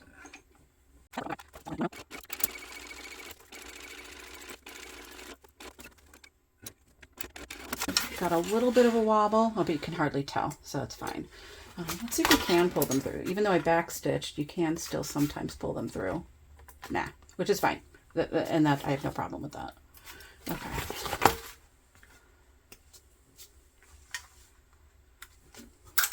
So as you can see, hopefully now, there's an additional line. I think it's going to add some extra strength there. This will start to curve, but I like that. I like that there's just a little extra strength. That's just going to be such a nice top. I'm really hoping this works out well. I didn't mention what I did to figure out the size here. So what I looked at was how wide this panel is. And I sort of thought about what I do when I create a recessed zipper panel where perhaps there isn't one. Now there is obviously for this. I could have just gone and looked at the dimensions, but I just looked at the length here and I subtracted 4 inches because I thought that would probably be a good amount. I mean, we are going to sew some of this in, so we're going to lose some of this when we sew it on. Not that necessarily that much, but we're going to lose some. But you don't want it to go all the way to the edges. So I thought by subtracting 4 inches, that would be good. I sort of just, to determine the height here, I took into consideration the fact that I'd be sewing it into the seam allowance, what the width will be. So ultimately what this width is approximately, I mean, it's all very approximate. I took a tape measure and I put it at this bottom seam here, and I just sort of figured out, okay, well, if it went down to here, about how long is that? And that's what I did. That's all I did. And then I found something to create the curves. So great. So we've got the 2 main panels done. We now need to work on the side gusset. So one thing we need to do will be our D-ring connectors. We do still need those. I'm going to insert them. But what I am going to do here, let's first find some centers because that will help. I'm going to put these into the seams here. And normally you would have these in the seams of your exterior sides, but I want these inside because I just think it'll look really nice. Kind of clean on the outside. So I'm going to find my centers on my 2 side panels here. And we're going to need that, and we're going to need one of our top pieces like this, our D-ring, and the strap connector piece as well, or the D-ring connector piece. Now this is longer than you'd need. I think I probably mentioned in another video. I just do better when it's long. I can trim it off after. It's just me. If it's close to the length I need, I'm just so concerned about, I don't know, sewing over something, sewing over myself. I don't know. So I tend to make it far longer than it needs to be. In fact, you could make 2 of them out of this. So, but that's just me. I had thought about, could I do this like, make a hidden one? No, not really. I mean, it just won't work here. So we're going to put it here. Now what you want to do, we're going to sort of like a normal strap connector. We're going to have it go down. You need to think about what your seam allowance is here. So you can have it as high or as low as you want. I mean, maybe you want it poking out the top of the bag. Again, if this were the exterior and you're doing it, do you want it to be higher than the side? Do you want it to be lower than the side? We'll go work with this one. What I might do first, actually, and I like to do this, is sew a little line of stitches right across here to just help keep that D-ring in place. Even though we'll be stitching it down, I really don't like it when they kind of move around like that. So I will do that. But back to here, I'll get that other one in a minute. you can decide how high or low you want it. What I will do is figure out what I want. I'll take into consideration the seam allowance, figure out what I want. I'll probably mark it where I want it to be stitched right here, or at least aligned with the edge. And then I will just baste it down first. Then I'll put this on. I'll probably actually go this way. Put this on, sew it at the seam allowance, flip it up, and then top stitch. And for this, I might put a rivet in as well, because this is going to be something where we want it to be strong. I might, if I'm going to do that, see, now I'm thinking too, I might want to put some stabilizer right here. So a couple things I'm going to go do really quickly. I'm going to, well, here, we can do this part first. As I said, I like to stitch this down just to have it as close as possible. That's just me. You certainly don't have to do this, but I like to have a little row of stitches at the very edge, as close as I can get to that D-ring. So.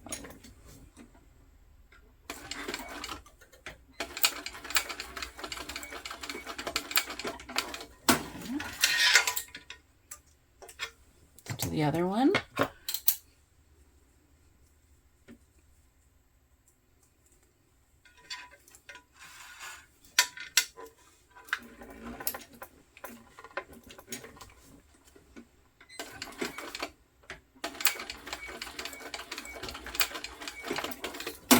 Okay.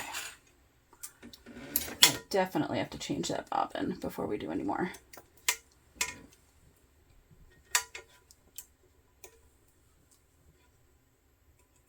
But if you see, I mean, it's just, I don't know how well you can see that. It's just a nice little line of stitches. This is, I mean, I can still move this, but it's not going up and down. That makes me nuts. So that's all set.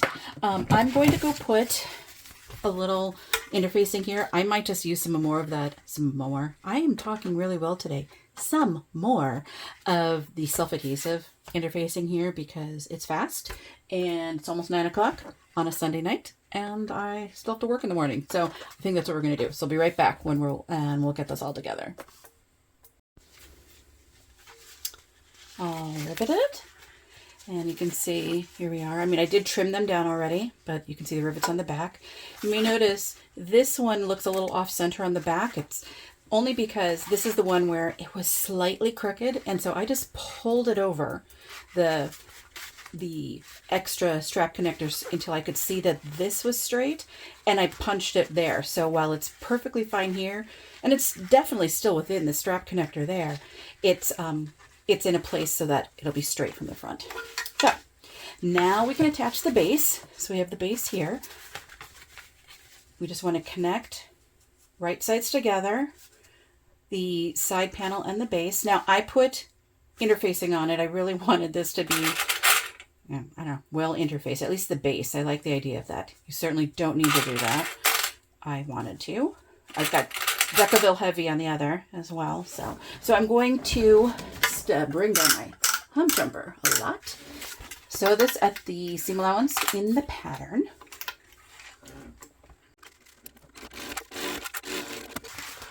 And we'll want to top stitch that. You could butterfly it. You could, if you wanted to. Let me see. How did I top stitch the base over here? I top stitched on the base. So I think, just for it to be a little different, I'm going to top stitch on the side panel here. Let me bring it this way. And so I'm going to top stitch that, and then we'll do the other side.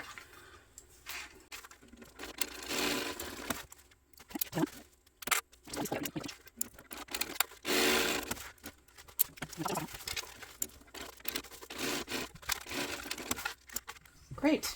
So we're going to find our center here. So I'm going to align the two seams here, where we just sewed the base on, just so that's a good place to do it.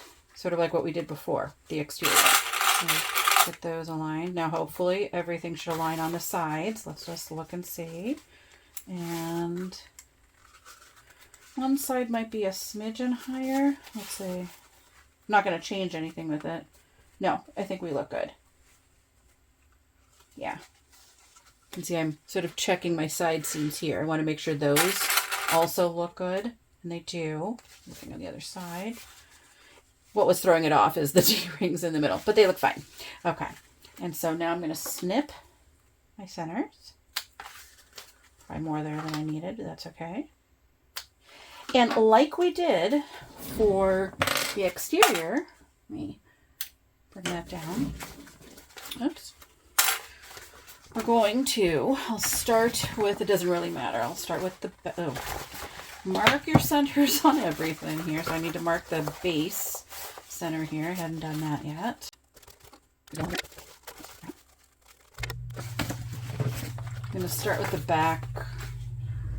Now maybe I'll start with the other side. It's just easier. This will be the easier side to do. It's just going to be fast. There isn't that extra weight from the flap. So we're going to start with this side. So I'm going to line my centers.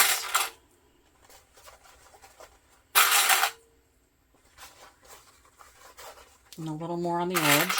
We'll see if I need to snip. Might not need to, because we're dealing with some softer fabric here. I'm going to align the side seams here, just like we did with the exterior. Now, one thing I often do as well, I didn't do it on this one, but I will often put tape around the edge of my main panel. I feel it just sometimes helps hold it in place. I wanted to try it without it on this one. Okay. Yeah, I will do some snipping. Just a little bit, I think. A little snip here and there. Start to work in that curve.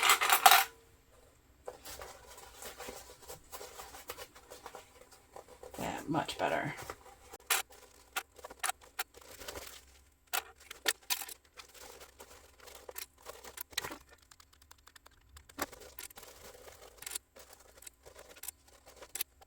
Now for this, when I did the exterior, I took off the flatbed attachment and I did it with the cylinder arm. I'm not going to do that with this because this is so soft. I mean, it's just the lining. It's not as rigid as the vinyl when you start to put that together. It's actually going to be easier for me to keep this on here. So I'm going to leave the flatbed attachment on for this. The other thing I'm going to do is I'm going to increase my seam allowance slightly on this as it's lining here. I'll start at the main seam allowance that I used on the exterior, and then I'm going to increase it slightly. We didn't do that when we were doing the base because we need the height to be the same as our exterior, but we want it still to be a little more snug. So I'm going to do that. As I said, start with the regular seam allowance and then increase slightly. You can, of course, draw your seam allowance on if that's going to help you, but whatever you like there. Like I said, I'm going to start with the regular one, and yeah.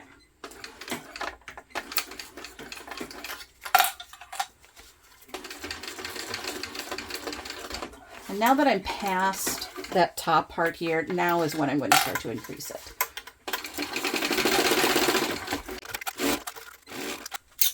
Slowly around your curves. In fact, I'm probably going to clip a little more, right? Use my screwdriver to help hold the layers flat. I'm going to kind of move them around so that I don't get any puckers, hopefully.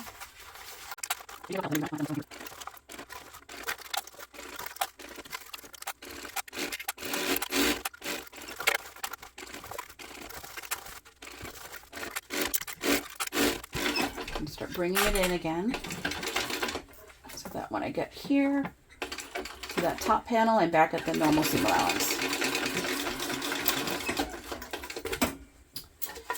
Well, that was not the cleanest one I've ever done, but you know what, it's fine. As I said, I normally tape it. I didn't this time, so I can see my lining. My main panel shifted a little. I can sort of see the extra here. Not a huge deal. I am going to trim down these curves a little. Just the curves. The rest is fine.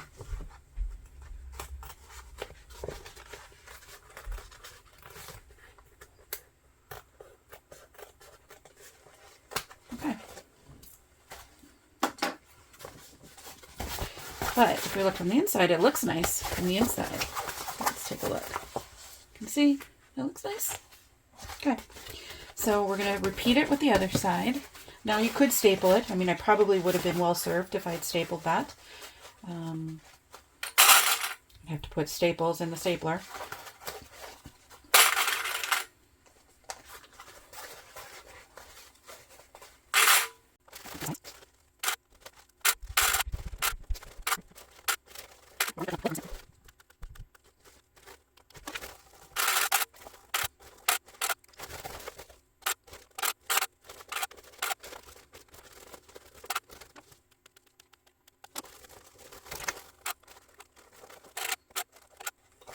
Okay, I'm going to sew this one down now too, same way we did before. So again, starting with the exterior seam allowance and then increasing it slightly as we get past that top part.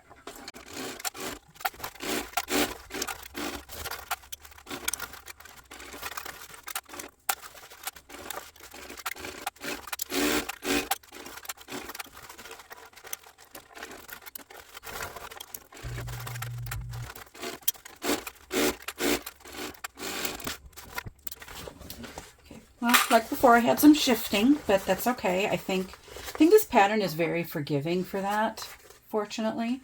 I'm going to cut off some of that extra here at the curve just to clean it up a little. But yeah, I really do think this pattern is forgiving that way. So, you know, don't worry, really. If it shifts a little bit there, you're going to be fine. Let's take a look at the interior and we'll see. I mean, if I look inside, it looks nice. It looks nice in there. The curves still look nice. It's a nice looking interior. Hold on. It'll be probably easier this way. Here. Hopefully you can see in there. It is a nice looking interior. So now I need to figure out, I mean, normally at this point, you'd be putting the bag together. I have to figure out this part here. So I think what I want to do. What I originally wanted to do did not work. And for the sake of keeping this shorter, I'll just explain. I put the interior into the exterior, clipped around, wanted to see if I could figure out where the magnetic snaps would press on the other side and base it on that. But yeah, that just wasn't a good idea. So I'm going to skip all that for you here and we'll just go to what I did do. So what I can do is measure and see, you know, I've got side seams here. Right here, right there, and there. I've got them on the other side as well. And determine where are my magnetic snaps in relation to those. Because I don't want to, you know, often when I do magnetic snaps, like a magnetic pocket in a bag, what I'll do is I'll put the male side on, then I'll just draw a little bit of, with my silver marking pen there, and smush it onto the other side. That's where it goes. Well, I can't really do that here because if I'm off just slightly, then it's really skewed. So what I need to do is be very precise. So I need to figure out, you know, as I said, in relation to my side seams, where is that? So I'm going to have to go just do some pretty precise measurements. And then from that, I should be able to figure out where the corresponding ones need to be here. So I will be right back while I go do that. Yeah, we'll put them in.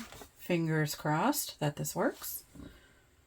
Okay, so let's talk about the process I followed to get my, here, I can show you here, magnetic snaps there. I measured and I decided, excuse me, to use this seam, oh, sorry, get it over here, which is a little hard to see now because I've already started some prep work. But I found my side seam here from when I attached the main panel to the side panel. And I measured in from there where the center was of this male portion. So I just sort of aligned it with the center there, measured how far that was. And it was about even on both sides, so that was perfect.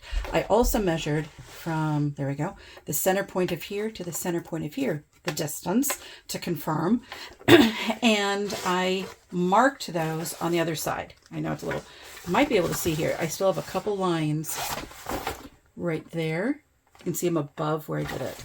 It's a little hard to see on that one, but I marked where those would be. So I just marked a couple lines. I then figured out where I was going to need to fold down the top of this, because I clearly didn't want it to be so high that it was going to come over the top. So I knew where the fold was going to be when I start to do the drop in. And I also looked to see where the stitch lines were for where I attached the main panel to the top and the top stitching. And I did it 1/4 inch above that. So I had my 2 marks. I measured up 1/4 inch. It all worked. It worked nicely. So yeah, they're overlapping the bottom a little bit, but I don't mind that. It looks like it'll work well. So then the next part, because we are ready to assemble, is to tape both your interior and your exterior to a line that hopefully you actually marked ahead of time. I did not. Let me pull it up this one so you can see. I do have tape in here, you can see, but I didn't mark my line. So what you want to do is think about what is your seam allowance going to be here. If you're doing 3/8 of an inch seam allowance, you need to draw a line that's 3/4 of an inch down, because we're going to fold down to it, and that will be then 3/8 of an inch. If you're doing a 1/2 inch seam allowance, you draw a line 1 inch down. I normally do that on all my pieces on top before I even sew anything together, and I forgot. So it was a little challenging on the exterior, but I think we're okay. I've done it enough that it should be fine. The lining was fine because you know it's all out here, so I was able to draw that down.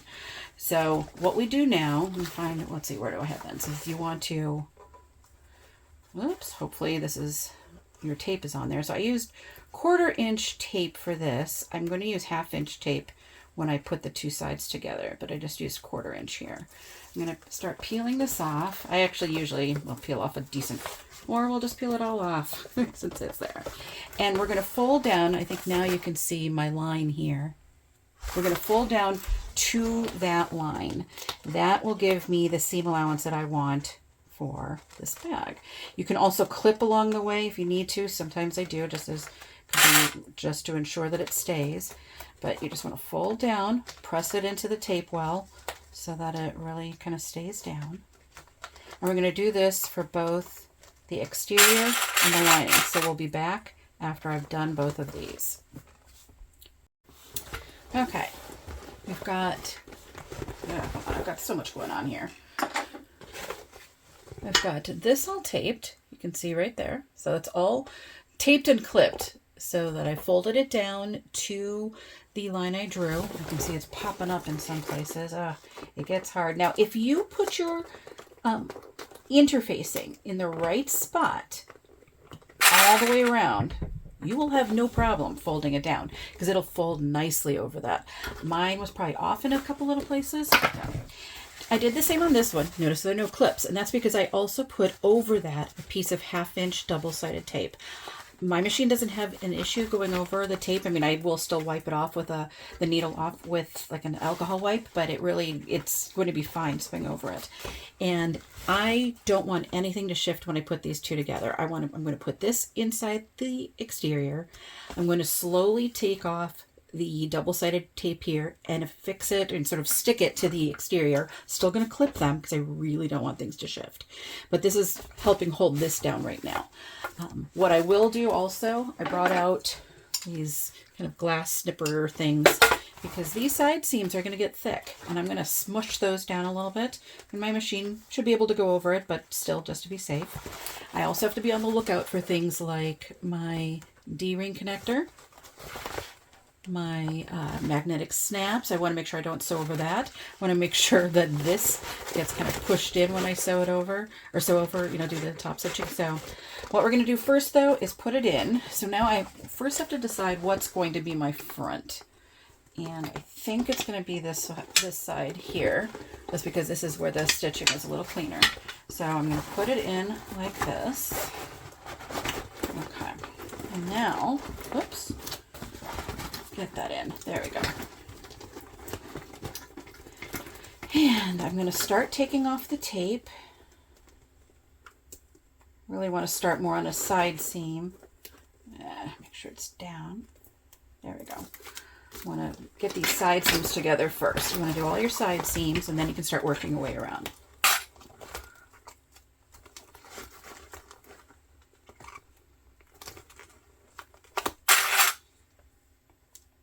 So you can see here, I've just started. These two are together. The tape is holding it really well in place. The tape does not go up all the way to the top of your lining, because you don't want it poking out the top. So I've got it just below.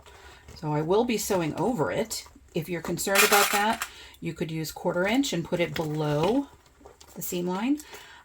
For me, as I said, I really just want to ensure it's all good. I don't have a problem sewing over it, so I put it right up next to it. But, you know, maybe like 1/8 of an inch below, so it's not going to be right at the edge. Ah, broken clip.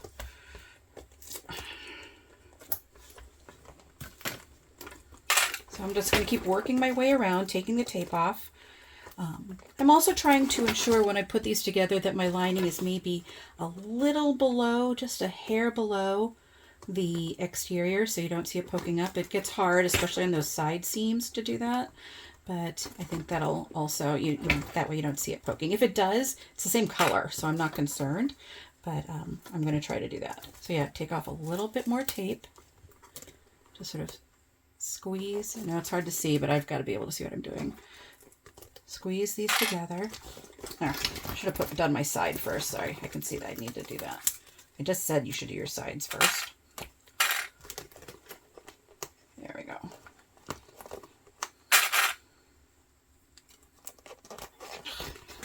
There, now the front will fit. Oh, it fits really well. I really don't need clips on that. The tape is holding it, but I'm still going to put a handful there just to be careful or safe that it doesn't move. I don't want it to move on me. Trying to make sure it's nice and even all the way around.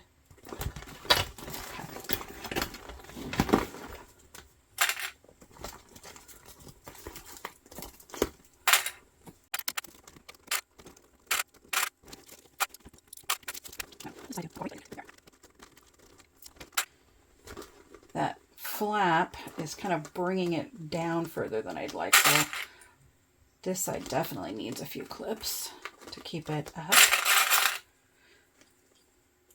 I don't want to say this is going to be a challenge to top stitch. I'm glad I have my cylinder arm. I think it would be harder if you were on a domestic. If you were on one, I would say if you have one where you can take off the sort of the surface and have it be a free arm, I would do that. Otherwise, I would turn it in. It's hard to, I guess I don't know that I would do a drop in with this flap here. If you don't have a cylinder arm or if you can't get a free arm, I'm thinking about it. If you could, if you just have a regular domestic, I mean, you just want to make sure you fold that flap in. I mean, you're going to have to do that. You're going to have to sew it probably from the inside. So make sure you like how your bottom stitches look. I'm just trying to get this nice and even. That's a little high there. Let's see. I think that looks pretty good. I think it looks pretty good. It probably could go a little higher right here. I don't want to miss, stitch around it and then find it was so low that I missed it, but I'd like it to be just a smidgen below. Let me see how that looks. That looks good. Having it a smidgen below will help too, because it's going to be close right here on these magnets, right above those. I can do it, but it's going to be close. Okay, so I think I'm good now. The lining fits so perfectly. Oh gosh. Oh, sorry. Now now that it's all in, I'm noticing I meant to put in rivets on the pocket because I didn't sew it all the way up. Shoot. I really don't want to take this. I can do it. So it does notice right here. So I'm glad I did. You can see how this isn't attached right there. It's because I was going to rivet that down. I can do it. I can just take off a couple clips here. So I'll mark where I want the holes to be. Take off the clips on this front part. Separate it, punch it, do it, and we'll be good. So I'll be right back. Excuse me while I put those rivets in. Okay, so to show you what I did, again, I took off the clips here. It's kind of sticky, but I was able to mark where I wanted to put the rivets on the inside. So you can see one right here. And when I pulled it aside, I put in some more of that self-adhesive fleece. Good thing I had that, because I would want to interface that. And I just kind of reached in and was able to punch the hole and went over and did my rivet. I used a shorter rivet for that. It was like a 9x7 millimeter, so because it's not very thick there. But now I'm going to tape this back again. Now, this is a good thing that I've got the clips here, because that tape is not going to be as sticky because I've kind of undone it all. But that's okay. At least now my pocket is secure. This is why you shouldn't wait probably a week and a half, 2 weeks between sewing things, because you forget where you left off. Okay. Actually, that went back together really well. Maybe put a smidgen lower. Just a smidgen. There we go. Okay. I'm really going to clip that because it's going to want to... It's not as sticky, as I said. Still trying to get it a little below. There we go.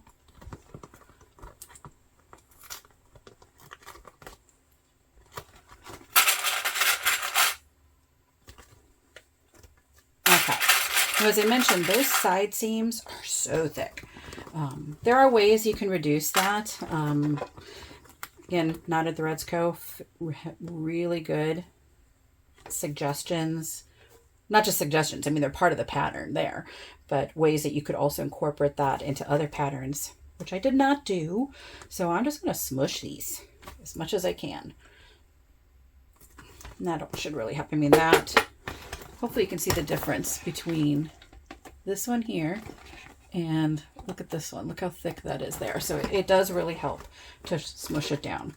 I'm going to do a little more. I kind of start at the top and work my way down to try to get it as flat as possible. Kind of, there we go. And clip it.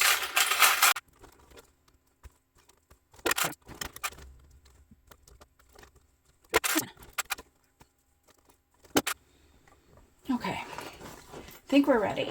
Get this kind of flattened in there again. This will go like this. So you can see that is how the flap will look on top. Oh my gosh. I think that it's bringing, I mean, we'll see. It's probably bringing it in a little more than I'd like in the middle. I probably could have made it a little longer, but you know, it's a learning process. We'll see what happens once I put the straps on, once you sew it all together. Okay, talking too much. Let's bring this off. I'm going to start, I think back here. Well, I always like to start on a seam. These are thick seams, so I'm not going to start in it, I think, this time. I'll start next to it. I'm curious. I want to see here. Oops, I don't want this to be clipped while I do this. So I'm going to put that in. I am going to be doing it from the outside, but I just want to see how close I can get to that, where the seam, yeah. Okay, I can just fit my presser foot between those two, so I should be okay. That's what I wanted to see. So I'm going to push this down. In fact, you know what I might do is grab a couple big clips, these right here, and just kind of clip this like that to try to keep it from flipping up in the way. Yeah, that's good. Okay. Nervous. I'm not usually nervous top stitching, but I am this time. I've got plenty of bobbin. I changed it right before, or put in a new one right before I started. So I'm going to start right on the other side. Come on. That flap. Wait. Okay. I'm going to try clipping that down a little bit more. Okay. I'm nervous. I'm nervous. Okay.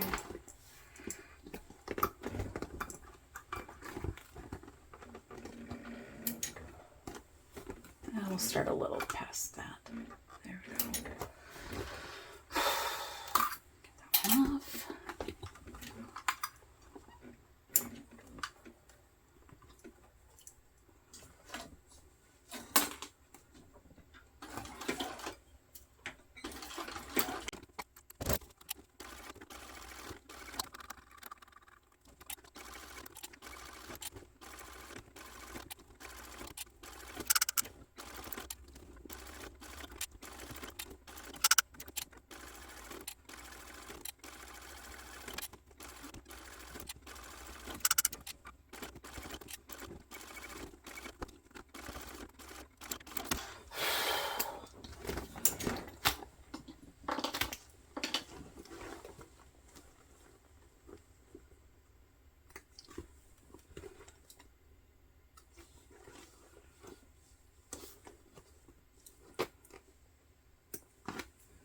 Okay, let's see if I caught everything. That was my main concern. I did. Oh, and I did it pretty evenly. Right there, I still caught it. It got a little, you can see it shifted just a smidgen there. But what I was looking for, hopefully you can see, I mean, it's a little below, but I caught everything. And I caught it all pretty consistently. And consistently enough, you can see all around here. I did it. Okay, so now if I kind of go like that,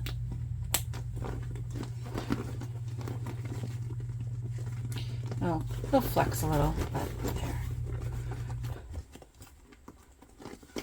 I think I like how that, I would probably make this a little bit longer, maybe just an inch longer at the most, but just so you can see here, as I said, it's kind of coming together. There we go, sorry.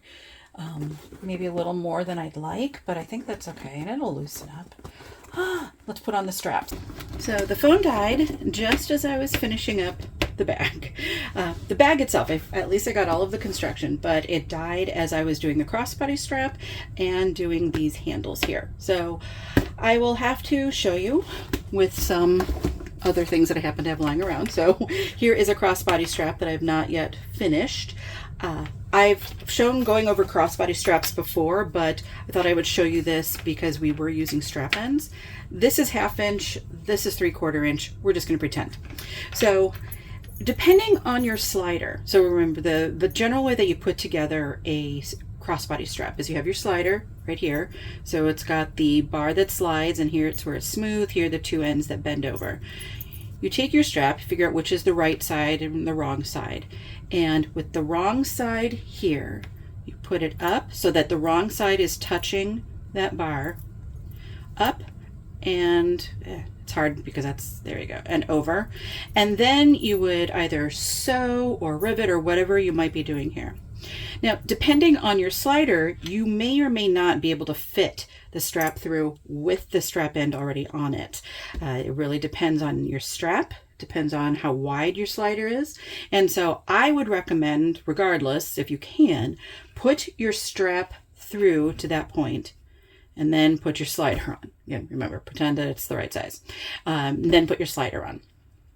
You then can also determine, you'd be able to, not determine, you can punch your holes. Now, what you can do as well, let me sort of take this off for a moment, to punch your holes and to have them in the perfect spot and be able to punch them actually ahead of time so they're there, is put your slider on, so you can see I've got it on, and then use this tool. This is a tool from Jolie Lee Creations. There, hold on, so you can see it.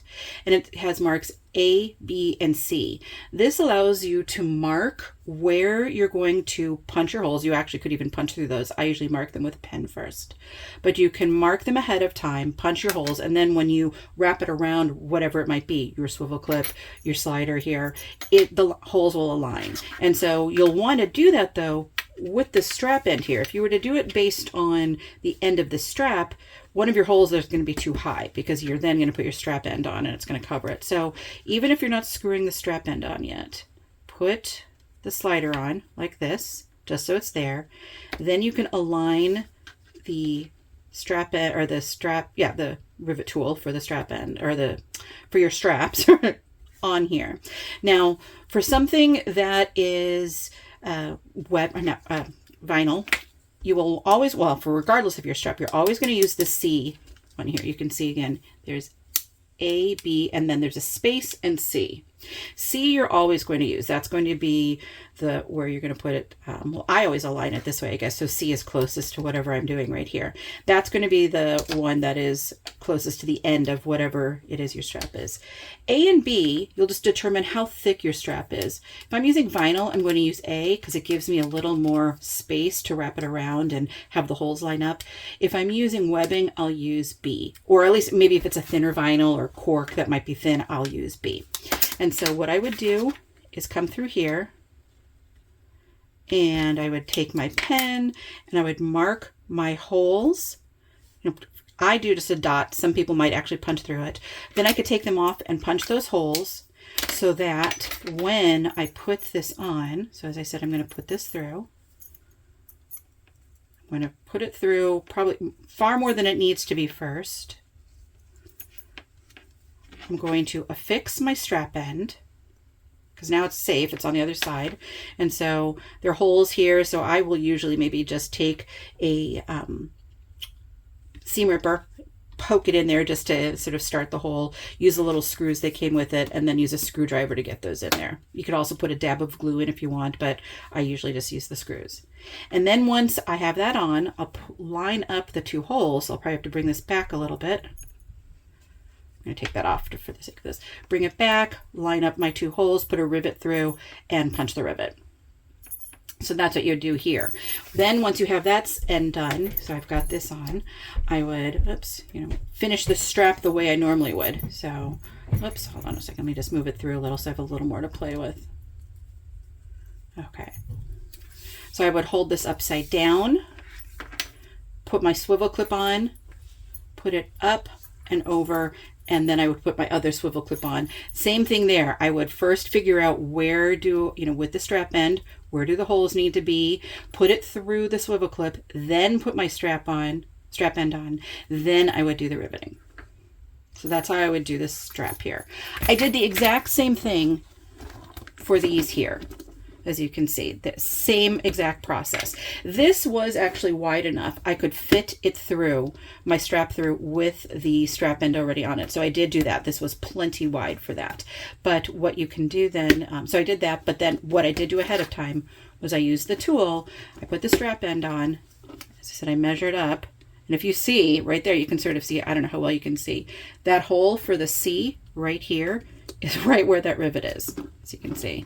And that's because that's where I punched it. And I did a corresponding one with the A right here. Put it through, riveted, and we were good to go. So that's all that wasn't captured in the video, was just really using this tool. It's a super, super handy tool. So I highly recommend it. I'll link it in the description below if you don't have this. It's a great way to determine where you should put your holes for your straps. So there you go. It is done. Take a look. Take a look. I absolutely love how this turned out. Oops. Let me just sort of poke out this side here. There we go. It's super cute. There are things I would change if I were to do this again. The flap, I think I mentioned it. I might make this flap just an inch longer so that it just, I don't know, maybe has a little more curl. Mainly, if you look at how this kind of comes together, I'd like it to be a little more like that. There we go. I was just looking. And I think it just needs to be a little bit longer for that. Or, and this is something else I thought about as I was kind of holding it and petting it after I made it, I might also, let me undo this side, put that second row of stitches. So if you recall, we sewed it down, but then I did one row already additionally into the top. I might actually put it higher. Let me sort of show you. Close it again. It wants to, I don't know how well it might come up. Naturally, the sort of this curve right here, it's a little more to that side of the bag, I think, because this is so low here. If I had had it a smidgen higher, it probably would be a little more balanced naturally. That's me being super, super picky about that. But otherwise, I think I like how the flap looked. I think it's kind of neat. I don't know that I do it every time, but I like how it turned out. I think it makes it look very elegant. So, so we've got the pocket, does still fit my phone. Can't use the phone now because I finally charged it and it's working. I like how the straps are. They're a nice length, so you could certainly put them like this. Obviously not a shoulder strap, but you can hold them comfortably this way over at the crook of your elbow. I think it's a nice handbag size. I would have to trust other people to confirm that because I don't carry a handbag of this size. Hold on, let me take the crossbody strap. It's really roomy on the inside. Oops, there we go, sorry. So you can see nice and roomy, big pocket. So if you didn't want to put your phone out in the front, you could put it here, put a couple other things, and we still have the zipper pocket there and plenty of space for other stuff. And I think over time, it really does kind of naturally, there we go, close. I think with time it'll sort of form to that on its own. It's still kind of learning its shape. But I do also like with the strap connectors, if you're going to wear it as a crossbody strap on the inside, so It has a nice clean look, but you can just pop these on like that on the inside, and so that you'll see the D-ring at that point because it's going to flip up a little bit, but I don't think that's a big deal. There we go. So you can flip it up and then you can wear it, and they just poke above a little bit. There we go. You can see just a smidgen, but I think you might expect something like that if you're wearing it as a crossbody. I like how it's just very elegant looking. I like how that turned out. Without any padding as well. I think the padding would have still probably looked elegant. I just like how this looks with just the quilting there. Nothing more than that. So yeah, so there you go. There is the Taylor Tote at 85% with some changes, some tweaks, but that's the whole point. I tweaked this to be the way I want it to be. So hope you enjoyed this. Hope maybe if you give it a try, let me know. Yeah.